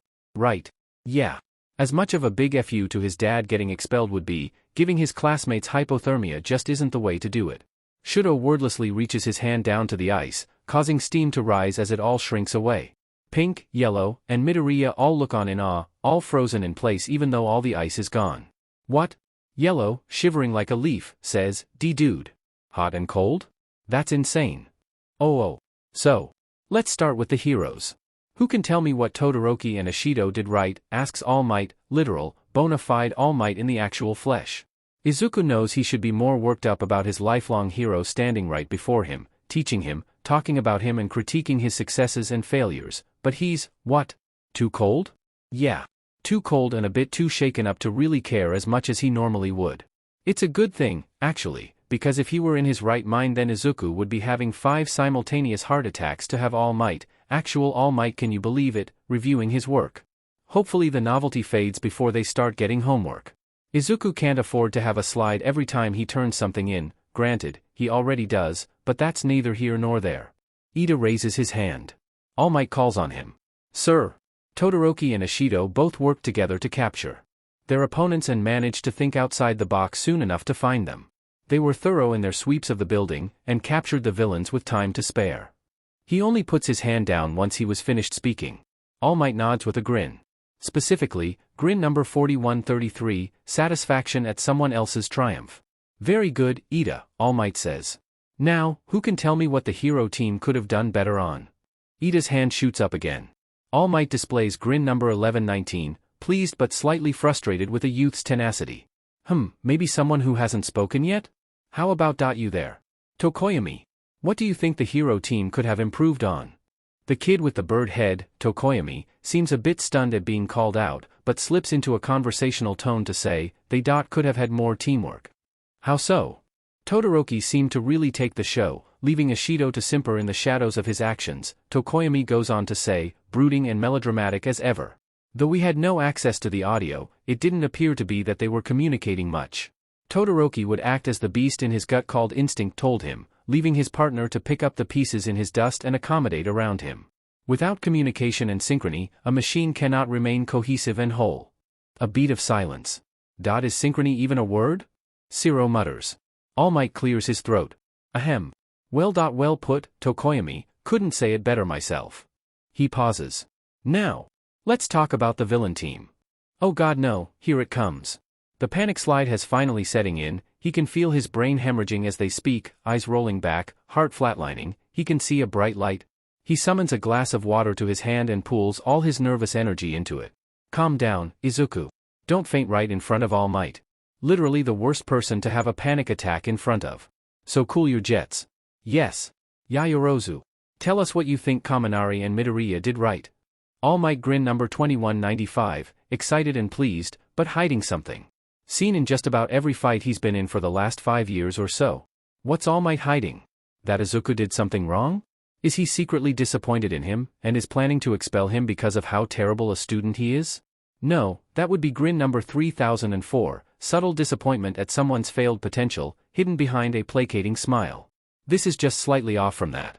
Most people wouldn't notice the minutiae of number 2195 or number 3004 or even number 5571, and just slate them all together as the All Might smile, but Izuku knows. Because that's just the job of a fanboy, right? It doesn't count as stalking if they're a celebrity you deeply admire, does it? Oh crap, it totally does. Izuku really is a bad guy after all. Heck, maybe he is getting expelled. The idea to hide on the outside of the building was clever, says Yaoyorozu. They accurately determined that they were outmatched and planned accordingly, and it's always important to know whether or not you stand a chance against your opponent. Also, the way they hid the weapon was surprising and ingenious. All Might snaps his fingers and displays grin number 7193, the truth has been spoken. Right you are, Yaoyorozu. Now, what mistakes might Kaminari and Midoriya have made? Ida raises his hand yet again, a bit bashful, and once again All Might calls on someone else. He seems a bit disappointed at not being called on, but he really does need to share the wealth. He absolutely dominated the analysis conversations of the first 2 matches. This time, it's Hagekyu's turn to speak. Well, for starters their plan failed. Right, says All Might. But what do you think caused their failure? The gloves shift position, but it's hard to tell what position that is since the rest of her is invisible. Maybe they should have come up with a better plan B than just run like crazy? They had a good start, because Todoroki and Ishido weren't expecting them to be on the outside of the building, but it might have been a good idea to come up with a backup plan for when they do get caught. You know? They might have won if they'd thought about it. Yeah. Hagakure's right. And judging by All Might's returned use of number 7193, the pro hero agrees with her. They should have thought of a backup plan. Was it hubris? Was it hubris that caused the oversight? Did they really think their stupid little plan would work against Endeavor's literal son? Maybe Izuku would be better off without confidence. And, Hagakure adds, now on a roll with this whole critique thing. If they were real villains, wouldn't their bomb disposal strategy be a bit, I dunno, counterintuitive? All Might nods. Right you are. Ishido raises her hand. Yes, Ishido, do you have something to add? No, but I've got a question. Todoroki and I could never tell, what did they do with the nuke? All Might laughs. Excellent question. Young Midoriya and young Kaminari dismantled the weapon and hid its individual parts in various regions of the building. Definitely thinking outside the nuke, but Hagakure is right. If they were real villains, taking apart their own weapon would have been contrary to their motives. Izuku's heart smashes into a billion different fractures. You could have killed him, that would have been kinder. But no, he has to listen to his idol talk about all his mistakes. He buries his face into the still damp collar of his hero costume. His stupid, ugly, garish hero costume with the weird colors. His face is blushing, and it probably makes him look more like a strawberry than normal. Just expel him now. There's no way Izuku has it in him to survive 3 years of All Might as a teacher. Oi, Deku. Well, that's a voice he hasn't heard in a while. Why ya Kakin? Bakugu's eyes are narrow and dangerous. Scowl number 251, betrayal with a hint of indignation. That's not good. Izuku catalogs All Might's smiles and the differences between them as a fun, if obsessive, hobby. When he was little, he did it because he always daydreamed of All Might turning out to be the absent father from his life. Keeping track of each grin and what they meant made the dreams more realistic. It made All Might feel safer, more personal. That way, Izuku could come home and lick his wounds after a hard day of getting picked on, surround himself in hero memorabilia, and imagine All Might barging in with a fatherly grin. He's dubbed the imaginary grin number 9941, ideal dad smile. Each of All Might's smiles felt like a different kind of hug, a tickle, a late-night promise of, it's okay, my boy, I'm here. Izuku catalogs Bakugu's facial expressions to survive. He takes a half step back. Scowl number 251 hasn't been used in about 7 years, and demands a lot of space. Bakugu tenses his fingers into an explosive shape, pushed threateningly into Izuku's face. So you have a quirk, huh? That tone of voice is anything but friendly. I'm a really late BB bloomer, Kakinen, Izuku croaks, waving his hands in front of his face. My quirk only manifested a few days ago. We swear. Bakugu leans in, leering. Don't feed me that crap. I'm not stupid. Admit it, you coward, you were hiding it from me all this time. All these years, playing the victim. Why? So you could be better than me? Make me underestimate you, only for you to swoop in and outdo me? Huh? Is that it, you little freak? Bakugu's voice is quiet and low and restrained, probably to keep All Might from noticing. Gotta be on his best behavior around All Might, can't go around hurting Izuku with the number 1 hero around. For some reason, the whispering is objectively worse than the yelling. When Bakugu yells, it's easy to determine how much of a beating Izuku will receive based on the volume and body language. But because Bakugu's holding back, it's impossible to tell precisely how set off he is, and by extension, just how hard he's going to explode Izuku's face. Young Bakugu! All Might exclaims. Grin number 3286, concern. If you're done fraternizing with Midoriya, you're up next to fight. Bakugu doesn't depart his glare from Izuku's horrified face, but he does back off with reluctance. Whatever. Bakugu maintains the loathsome scowl number 8319, a combination of number 251 and number 3462, all the way out the door. While everyone else would never notice the minutiae of Bakugu's different scowls and grimaces and cocky smirks, Izuku does. And Izuku knows exactly what scowl number 8319 means. Izuku's going to die.